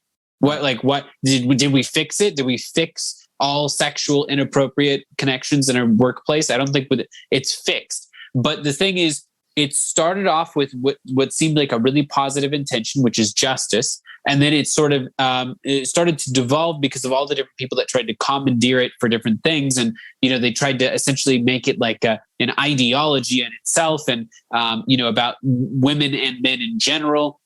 And then people, told lies and different things. And then it got left behind. No one says #MeToo. I mean, I'm sure there's still some people out there using that, but it's not a collective conversation anymore. It's done. Well, in Uranus, Gemini, we're going to be going back over some of these conversations that happened with Uranus, Aries, and Uranus, Taurus. We're going to be going over the conversation about men and women. We're going to be going over conversations about gender. We're going to be going over the fact that this is not a country where all white people and black people are in this endless war with each other. That's not the actual truth. What's literally happened, and it's been proven multiple times, is that social media will literally present and project information about these two types of people fighting each other, and they'll bring it to the surface, which creates the illusion that we, the American people, see that this type of fight is constantly occurring. It's all that happens. Because if that's the case, they can convince people of one ethnicity to despise another. and they can convince the other ethnicity to resent the other ethnicity for despising them. Right. So it's psych driving. It's training the mind. So Uranus Gemini, you get a level of objectivity. And with Pluto Aquarius, we're going to get a level of objectivity. And the objectivity that comes from, moving from earth into air is going to be really interesting, where we're suddenly speaking factually about things that we refused to do so back in the time, or at least a lot of people did. They got swept up in the emotion of it. They got swept up in the power. They got swept up in the opportunities for ways that they could commandeer something or make a quick buck off of it. And I think that's one of the biggest thing that happens with Uranus Gemini that we're about to experience. But then, go back in time and think of everything that they experienced during that war and during the founding of America, and think of all the things that they would have had to gain agreement on, because there's a level of audacity to build a system like America and say like, oh, we're just going to do it differently than all previous people before. We're going to just reject these different types of powers and influences, and we're just not going to carry that over. And it's a wonderful goal, but at the same time, it's like, it's absolutely insane. And so you look at Pluto's transit into Aquarius, and you look at how the collective soul then begins to evolve into a place of liberation, freedom, independent power, and as Anne was saying, like sovereign power. And we experience that. I think that is incredibly important. And then with Neptune, there's of course like a spiritual aspect to this. Neptune in Virgo into Neptune Libra, it's an entirely different way of conceptualizing what it is that you get to think about, what it is you get to dream about, what it is you get to participate in spiritually. There's a spiritual freedom and a spiritual sampling, of course, with Neptune Libra, where you're going around trying a bunch of stuff. You like meet someone that comes from another culture rather than the one that you all came from on the same boat or whatever. You meet someone from another culture, you learn about their spirituality, and then you start having all of these Libran, marriages of different ideas, especially ideas of the collective consciousness and the ideas of, oh, wait a minute, these people also believe in God and the same Christian God that I do, but they believe in these totally different ways of getting there, these totally different beliefs around it. And so these are some of the things we're going to experience, which in a way sounds so sort of dewy-eyed and like naive and like positive and all this stuff. But the thing is, like, that's what was experienced back then amid all of the tumultuous turmoil and the blood and sweat that comes from, these wars and these foundings and these rebellions. And so what we're about to experience is a giant opportunity where, we're not finding out about new countries for the first time or anything like that. At the same time, we're going to be experiencing each other in totally new ways. And we're going to be having some of these conversations. One thing that I've thought is really interesting and I think is going to become enormous here in the future is that you hear all that, like you'll hear on social media or something, people that are from another country, and then they just sort of like comment like, oh yeah, in our country, we wonder what you guys are up to when you're, going through this type of crisis or this type of problem.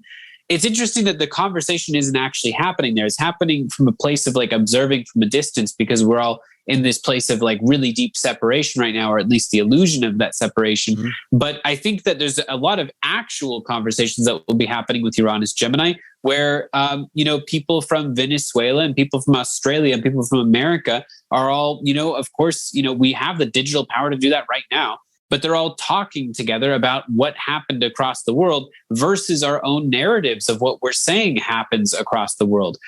Because, what an American knows about what's going on in Australia versus what an Australian knows is going on in their country is two entirely different things.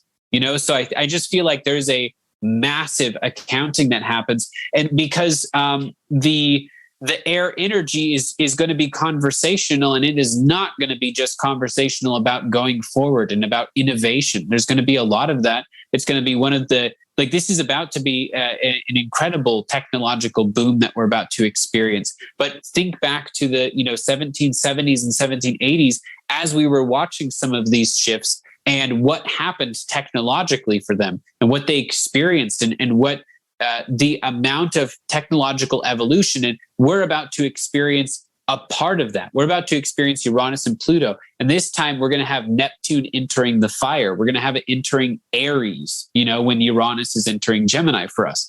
And so it's really interesting. And to me, it comes back to the entire idea of data is wealth. Well, attention is for sure wealth as well. Digital attention. So where the views go, there's money, right? So Neptune and Aries is going to be a really interesting time period because the persona being a career is something that we already consider in existence, and it's not even technically considered that new anymore.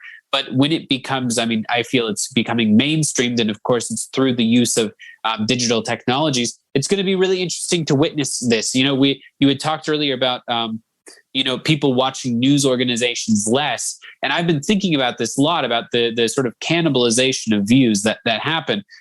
There's obviously crossovers where John Example listens to this podcast and he listens to the Joe Rogan podcast and he listens to, it's a true crime podcast or whatever.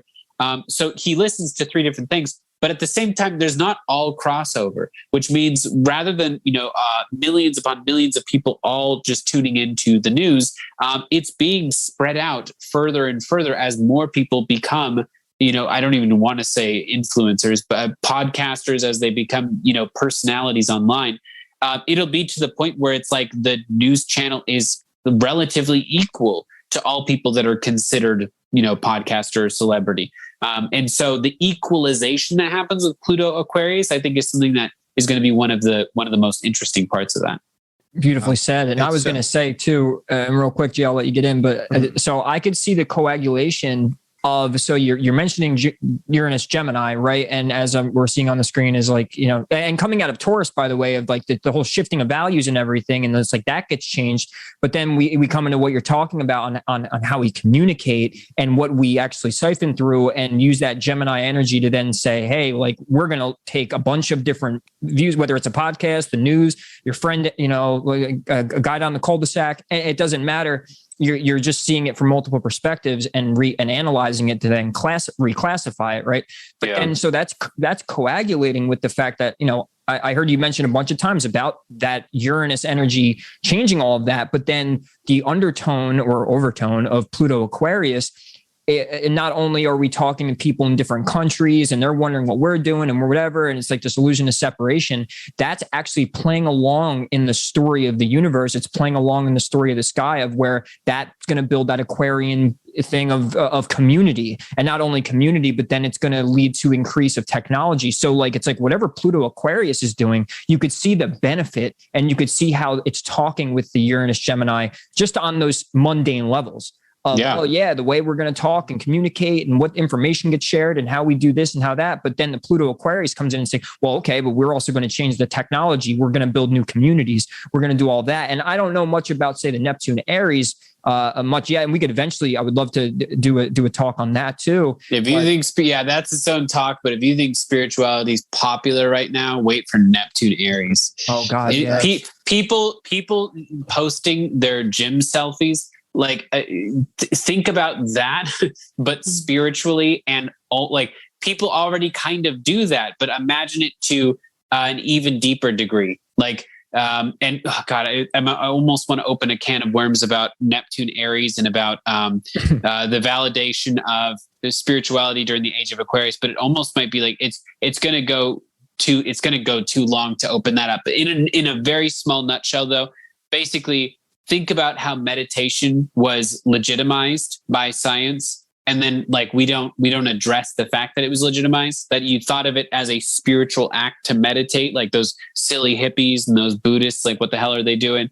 But now there's like, obviously a lot of research about, and so now it's like basically recommended. Now it's like recommended by an atheist who believes, in none of the spiritual stuff. And it's recommended by people who don't have a spiritual stake in meditation. That legitimization is going to be happening so much in spirituality with Uranus Gemini as well as Pluto Aqua, and it's going to be happening in the age of Aquarius. I'm telling you, it's in a longer term sense. This is not immediate, sadly, but astrology is going to be legitimized, and several other things will be too. And Neptune Aries is going to be a place where a lot of people are wearing their spirituality on their sleeve as a personality. And you kind of will already see that on a platform like TikTok. You already sort of do see that. People whose sort of persona is the fact that they're Wiccan or whatever. And so it's really, really interesting. But there's more to that. And Can I jump in on? Jump in. You go. Yeah. I haven't heard you. All right. So not only will those things be legitimized, right? But now I have to come in and say, and then you will have like some larger organization bingo come in and use those things to leverage for their power and control. And so and of course that doesn't mean we're going to all be taken over, because that's always just one component that gets put in. Then we continue and we do an end run around that. We do something else or whatever, right? I don't believe in just top down total control, because even in East Germany, there were ways around that during the police state there. But, so what I keep thinking about is the metaverse. As I was playing Beat Saber last night using my Oculus, and I was in my virtual lounge afterwards, and then I saw Zuckerberg up there with his little thing about the metaverse. I didn't watch it in VR, but I thought, interesting. So this is another really wonderful community building place where we can all gather and meet in an imaginary physical place that's being colonized for us to do that. But is it actually being created also as kind of a penal colony, as Australia started, where the people who aren't allowed to go out into the real world are going to be, now we're going to be having to be in this community? Or, there's so many things to think about with, Jax, go ahead. No, it's true. No, I was just agreeing. I'm like, basically it's a new type of real estate for sure. And think about that, like with even what you just said, and like think about how what makes that the reality almost in a sense is this type of fourth dimensional space of emotion, because of the fact of you're having this involvement with others and this type of connection and interaction with others through a more stimulating way of communicating, rather than just how we're doing now. Like it's almost it's its own realism in a type of sense in that way. And what's crazy to me is because it's like, as I was listening to you guys talk about this, and especially with Uranus, like I'm seeing how even Uranus and Taurus at this time, it's like almost this, we're learning to almost like Uranus and Taurus. I mean, correct me if I'm wrong, but I'm seeing it more intuitively of being like this time of take in the information, be the womb to let it culminate and allow yourself to have this receptivity of this type of jolting energy of information and data and processing, and to come into that type of knowing, and how you distribute it. Who knows? Does it come into more of the Gemini route, or maybe the opposing, Sagittarian route? I mean, either way, those are different. What's the word? Not perspectives, but different paradigms. Shades. Well, different. Yeah. Well, basically, but different shades of it and how it looks as well. And what's crazy is like, I kind of like want maybe you all to maybe unfold this connection that maybe was happening to me as we're talking about this, is because we're talking about this realm of even now 1780s and coming into the 1800s as well. And even how we see it come into the 1900s. Like, I'm pretty sure, I mean, maybe Jax, you might know this, or Anne, that Uranus was discovered, maybe wasn't it 1784 or something like that, or 1780s in that way? Or maybe I have that backwards with something else. Uranus discovery. I mean, so Uranus, Neptune, and Pluto were all just discovered within the last 200 years. Mm-hmm. Okay. So Uranus was March 13th, 1781.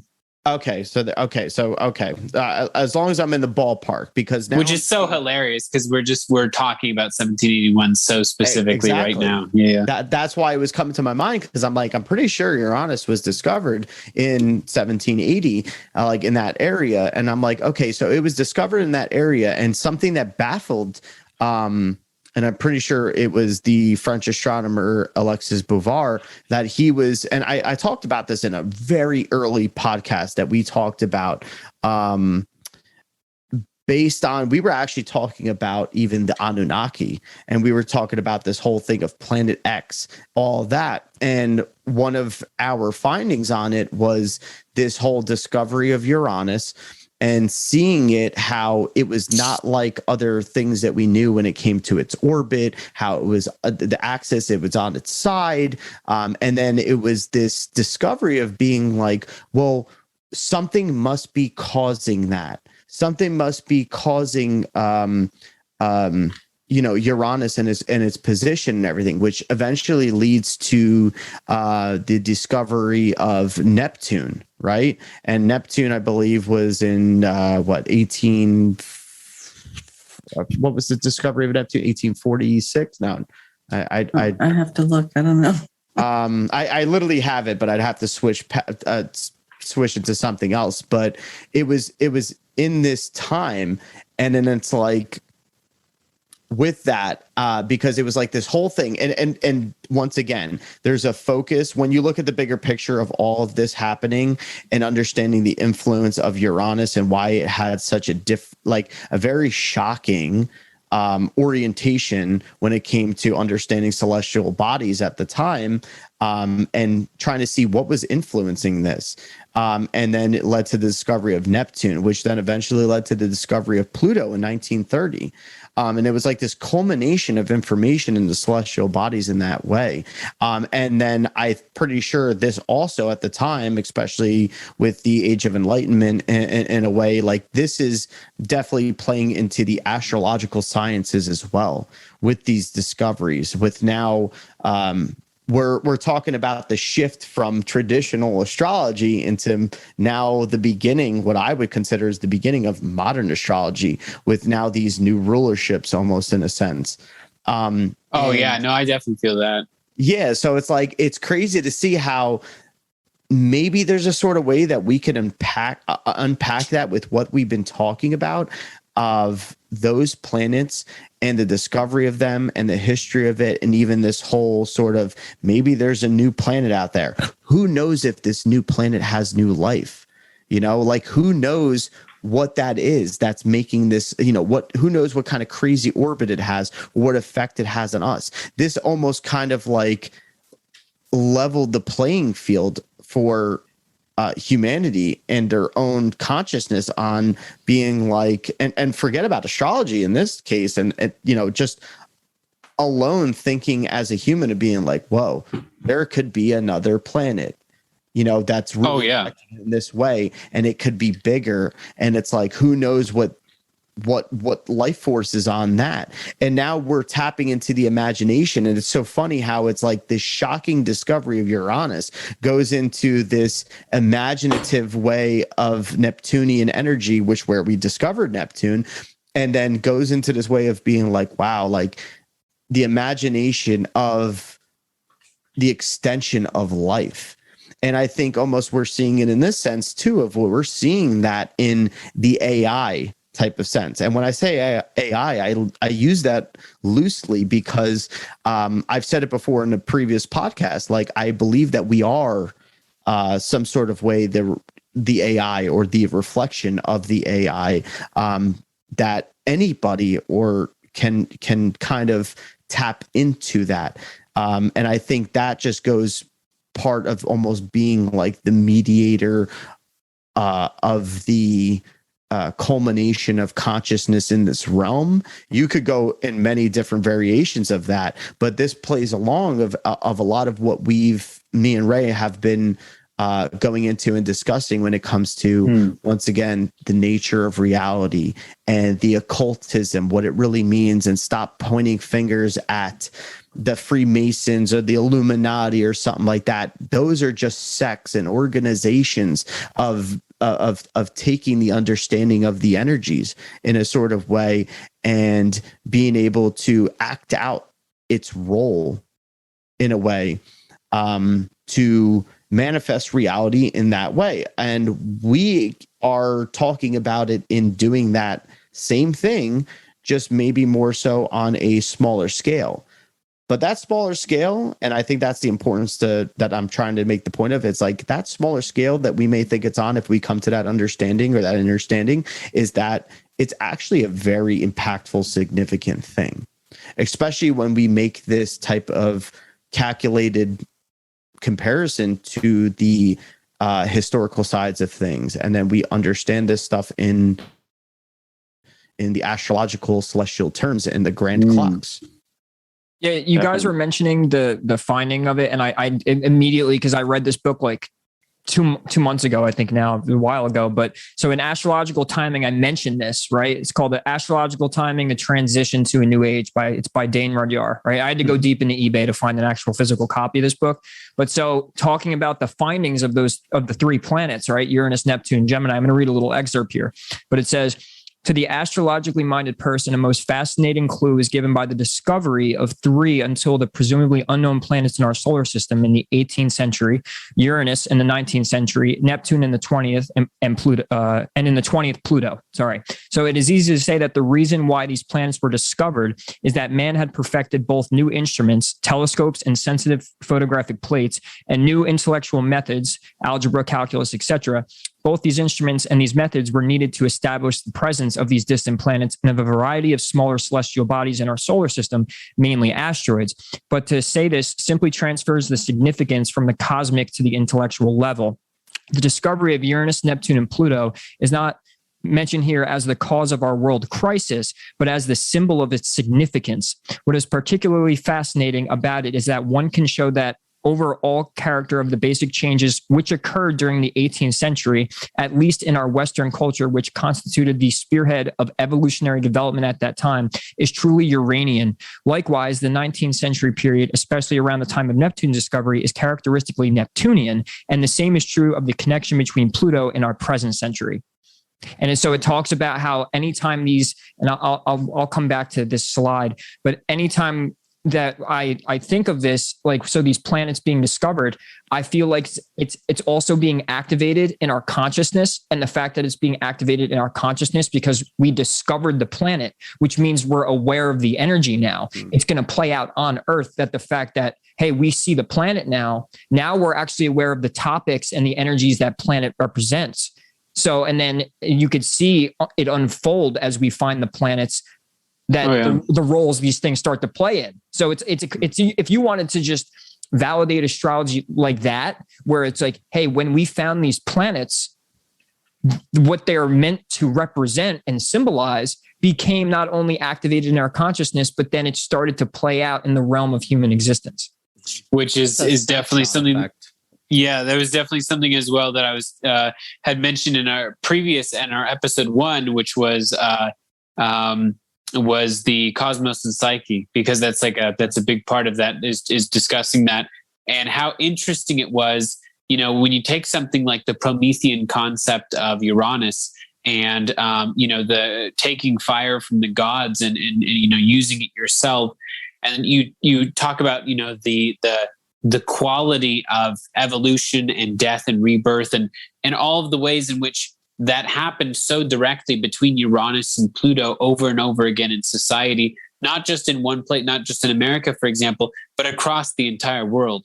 You'll be able to see specific markers for Uranus-Pluto conjunctions and Uranus-Pluto squares and oppositions, where you can see throughout the entire world. And we'll go over at some point some of these transits, and you'll be able to see historically this is where periods of change occur. And these changes are so massive to society. And so right at this moment, we've got Pluto, we have Pluto in Capricorn, we've got Uranus in Taurus. And so the next few years, as they both move into air signs, is going to be really interesting. And of course, not even getting into the septile and the biseptile, but those aspects are going to be really, really powerful as well. And we've experienced some of that already. So Yeah. And I had that list up and that's why real quick, I'll get that back up for everybody. And so we could just, cause you guys mentioned the printing press and all that. And I knew I had it in here, but so with Uranus and Gemini, right? It says, meanwhile, Gutenberg was working on his printing press in 1440, the start of the printing revolution. The Gutenberg Bible was produced after this period. Then in 1606 to 1613, it was in Gemini as the scientific revolution began with an explosion of discoveries and innovations, the telescope and Kepler and all of that. And then and this is where it's so funny you brought up the Neptune Aries because I did have stuff in it, both in these at the top and bottom, right? Uranus was in Gemini when Athens defeated Sparta in 404 in the war that erupted during the Neptune in Aries transit. Same thing down here. Uranus was in Gemini 1690, 1697 in a slight overlap with Neptune and Aries at the end when the scientific revolution continued under the influence of Isaac Newton. You see all of these crazy scientific communicative things start to evolve and the way we're representing things. And then so we move on to with the Pluto and Aquarius. I want to add something in there because Max would know what would be significant about this. So it's actually thought that Galileo probably observed Neptune in 1612 or 1613. So I wonder, really, and I can't remember what he thought. He thought it was a moon. I don't remember what he thought it was, but you can go and look at his journal and see that he sketched Neptune. Oh my God. I mean, it looks like a little star or something, right? But wow. I would definitely love to look into that. Mm-hmm. But I mean, I also wanted to say that when we kind of just sum up and say, okay, well, this is and I'm not saying that's what Ray's doing because it's just like, this is what we always do as a society. Yeah. When you talk about like developments happening and then the scientific revolution happened and then Isaac Newton developed calculus or whatever it is, we kind of lose sight of also what is, and I keep talking about this, like what's enabling that to happen, what kind of mental shift has happened or is happening that's allowing people to question the order that they've been always taught. Like to me, that's the fascinating part of it that we kind of lose when we just focus on the eras or that we shift from one era to the next and what we can learn so much about today is thinking about exactly how those things came about. Because I teach the history of the scientific revolution. So it's my big thing to always say it wasn't a scientific revolution so much because science that we think of it now wasn't what it was then. And occult things that we think are occult now, all those things overlapped. I'm pretty sure I said that before, that's my big thing. And right? but with a list like this or anything broad and all of that, it's always like, I think then what you're saying is like we had said at the beginning, to understand the deeper aspects of the charts where other planets are. But what you can do at least is this would be the type of list to show someone like, hey, look, here's a significance of what this planet plays in this sign. And the fact that generally speaking, this just happened to happen within this transit. Now, how it occurred, what other transits and other aspects that could have caused and leading up to that, that's where I think the history and the astrology get deeper. And so then you could hone in on an area and say, okay, so with the printing press or the so-called scientific revolution, right? Where were the other planets? And how were they aspecting things? And then, so how does that lead up to the development at that time in consciousness? And what role does that play, say, from with then? And then what's different now?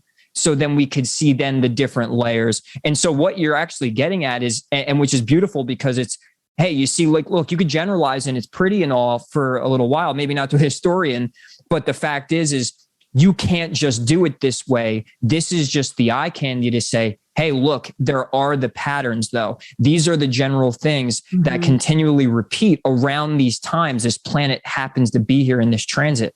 When it comes to the, say, deeper story and deeper history, then the beauty of astrology comes into play and say, well, hey, let me study the charts and where were the bigger, planets at these particular points. and then go even deeper where it's like, where was Mercury and where was this? And then how it led up to it. And then even the charts to the people that discover these things, and then how it's actually talking to the chart on the mundane level, you know?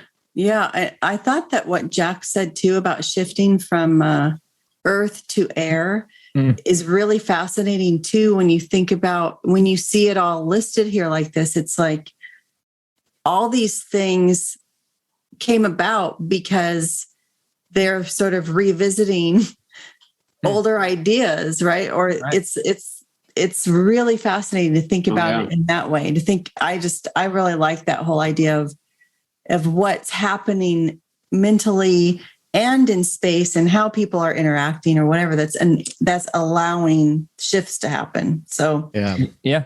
To me, it goes back to that whole like as above, so below, as within, so bingo. without. Yep. Because like that, once again, like I'm seeing a constant drawback, especially to current times right now, to this drawback to Neptune, this drawback to our the outer planets. And you got to remember, we're going back now on being like 200 plus years now of collecting data on these outer planets.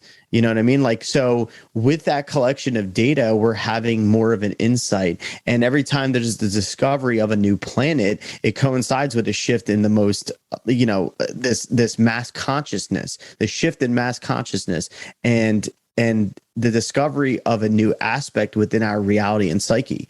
So it's like, you know, when we're dealing with these outer planets, it's like there's major themes around the planetary energy that are coming to the forefront. And then like we're seeing it play out. And like the thing that when we're talking about Neptune, Uranus and Pluto, it's like now that's why I mentioned the discovery of it, because I'm seeing the pattern. It's like this discovery of even Neptune, it gives us this ushering in of an era of like this altered perception of reality, right? Now, you know, it's also in the time that we start having photographs and a camera. So now we're able to actually take a snapshot and think about that snapshot when we view it, and it comes into perception of that moment of time, and we're perceiving it in a different way and being able to be like, oh, okay, I can remember the emotions or what was occurring during that time. You know, this was a different shift for that time of not being able to have those types of recorded in that way, recorded data of moment in time, and doing it with a visualization.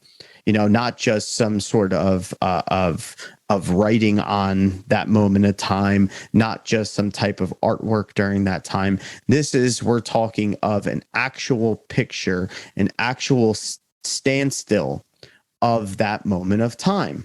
And I think that allowed the collective to kind of have this like interconnectedness between all of humanity, of being like there's a greater understanding of our mass consciousness at that point. So with that comes greater complexities to it as well, because now we're seeing that it's like, wow, we were able to imagine yourself during that time. We're able to stop time in that moment and be able to have it in our viewing and to analyze it. And it's crazy because it's like even Neptune, when it was discovered in September of 1846. So, I mean, I'm not sure the exact date, but probably might have been during Virgo season. So it's like there's the analytical side of it.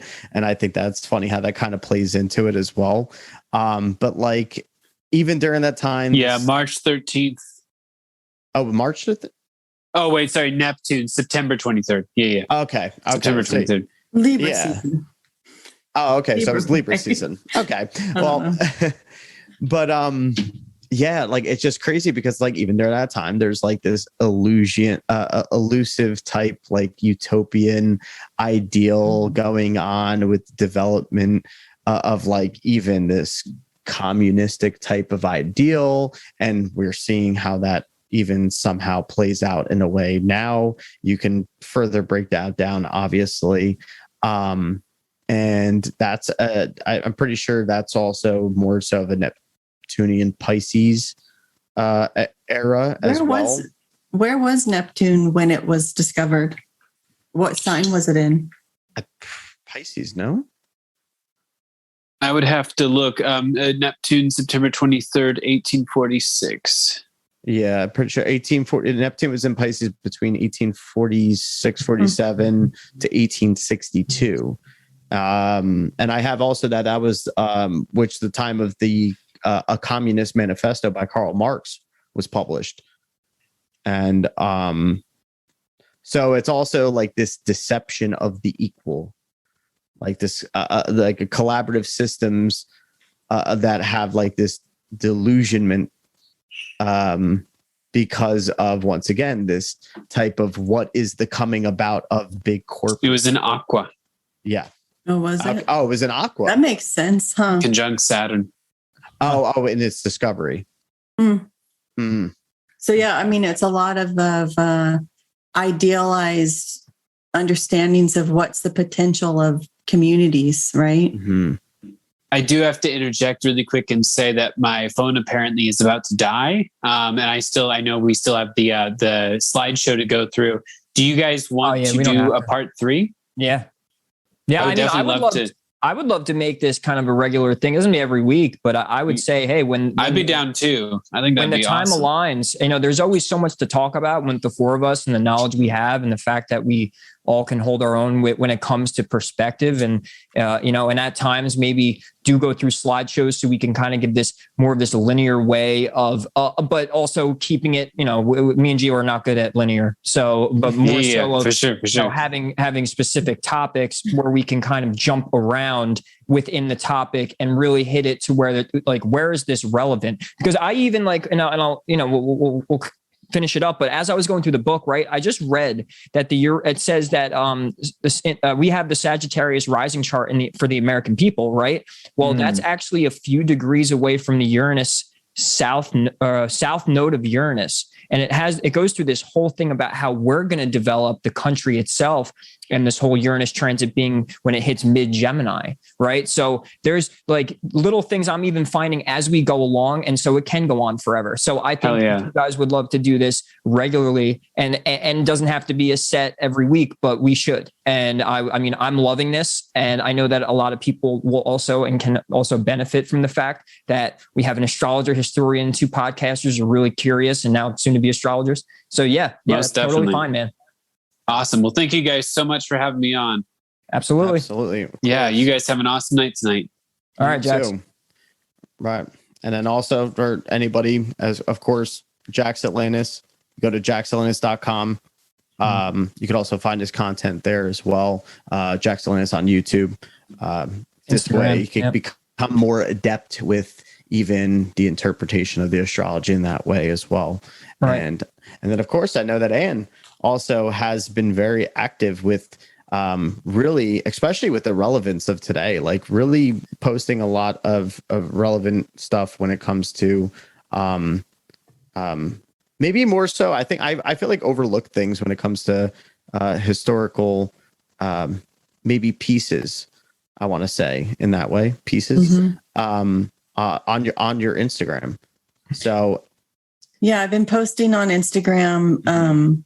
We can put that information down. Of course. It's healing. I think it's Healing for History is the name of that channel where I do that. And I'm doing other things too. So there'll be more coming out eventually. But right now I'm kind of inspired to just take moments in history that remind me of things today.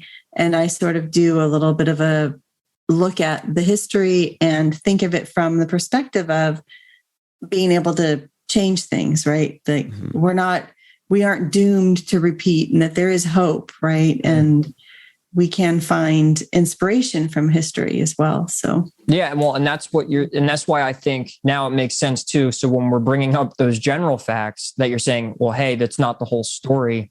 And so by doing that and getting a grasp of it, we're actually gaining the insight to the fact that it's not going to repeat itself. These things aren't generally repeating to where, oh, this war happened. Oh, the fact is there's more to the story, which means there's more to the astrology, which means that we're not fated to repeat these same exact things. The story is always changing. It's always shifting. And from what Santos Bonacci always says, he goes, we're ascending constantly, as a race, right? So, and of course it's a spiral. So we're going to look like we're going backwards at times, but it's actually to return and go up a little bit more. And that's what the universe is doing with this story. So by you actually doing this, you're gonna play such a vital role to filling in gaps and saying, well, hey, this historical thing didn't just come from this.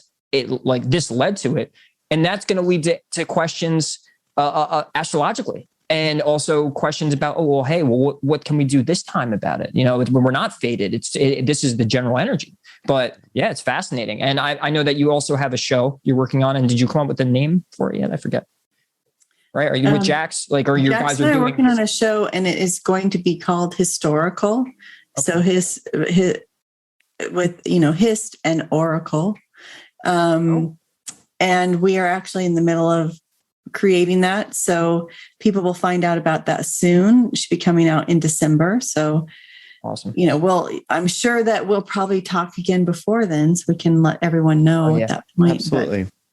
But, if you, like we said to Jackson, we would love to do this as often as possible. I actually named it, not even by accident, but I thought like just the first talk, it's like, language of the stars.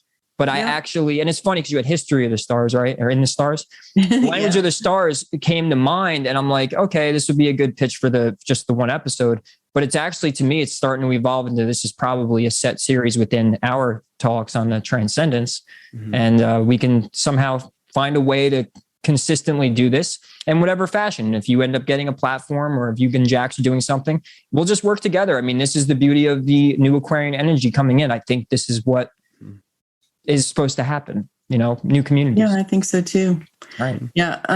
I love having conversations outside of just college rooms and, I'm sure. Or college Zooms, I should say these days too, right? I bet. That it's really great for everybody to have access to all this knowledge and I love that you have all those books back there that you kept going back to, Ray, and that we can just see my closet.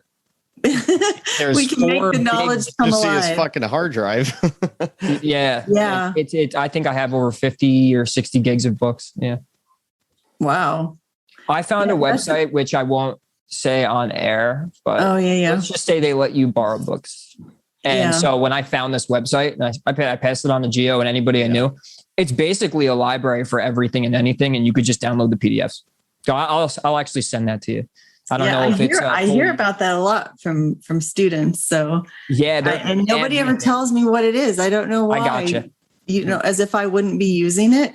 So I have I definitely have 4,000 books. I think 3,000 to 4,000 books just sitting on a hard drive. Yeah. That's what everybody should be doing. Oops. What happened, Ray? I'm good. That's what everybody should be doing with the technology is going out to find out more knowledge, but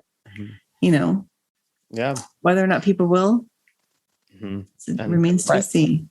Yeah. So, okay, cool. We'll end it here. And that was awesome. That was definitely as good as I thought it was going to be. And we'll continue to evolve how our conversations go and what we hit on, but just keeping the historical, astrological, metaphysical, and getting all of our perspectives and trying to also meet in the middle and just gain an understanding. And then that's the gift to the listener. So I'm excited to keep it going. Yeah, me too. Thanks for having us on. I'll say thank you for Jax too. Yes. Yes. All right. Until next time. All right. Right. So, and we'll keep everybody posted, and we'll put links for Anne's stuff and Jax in the info box below. And until next time.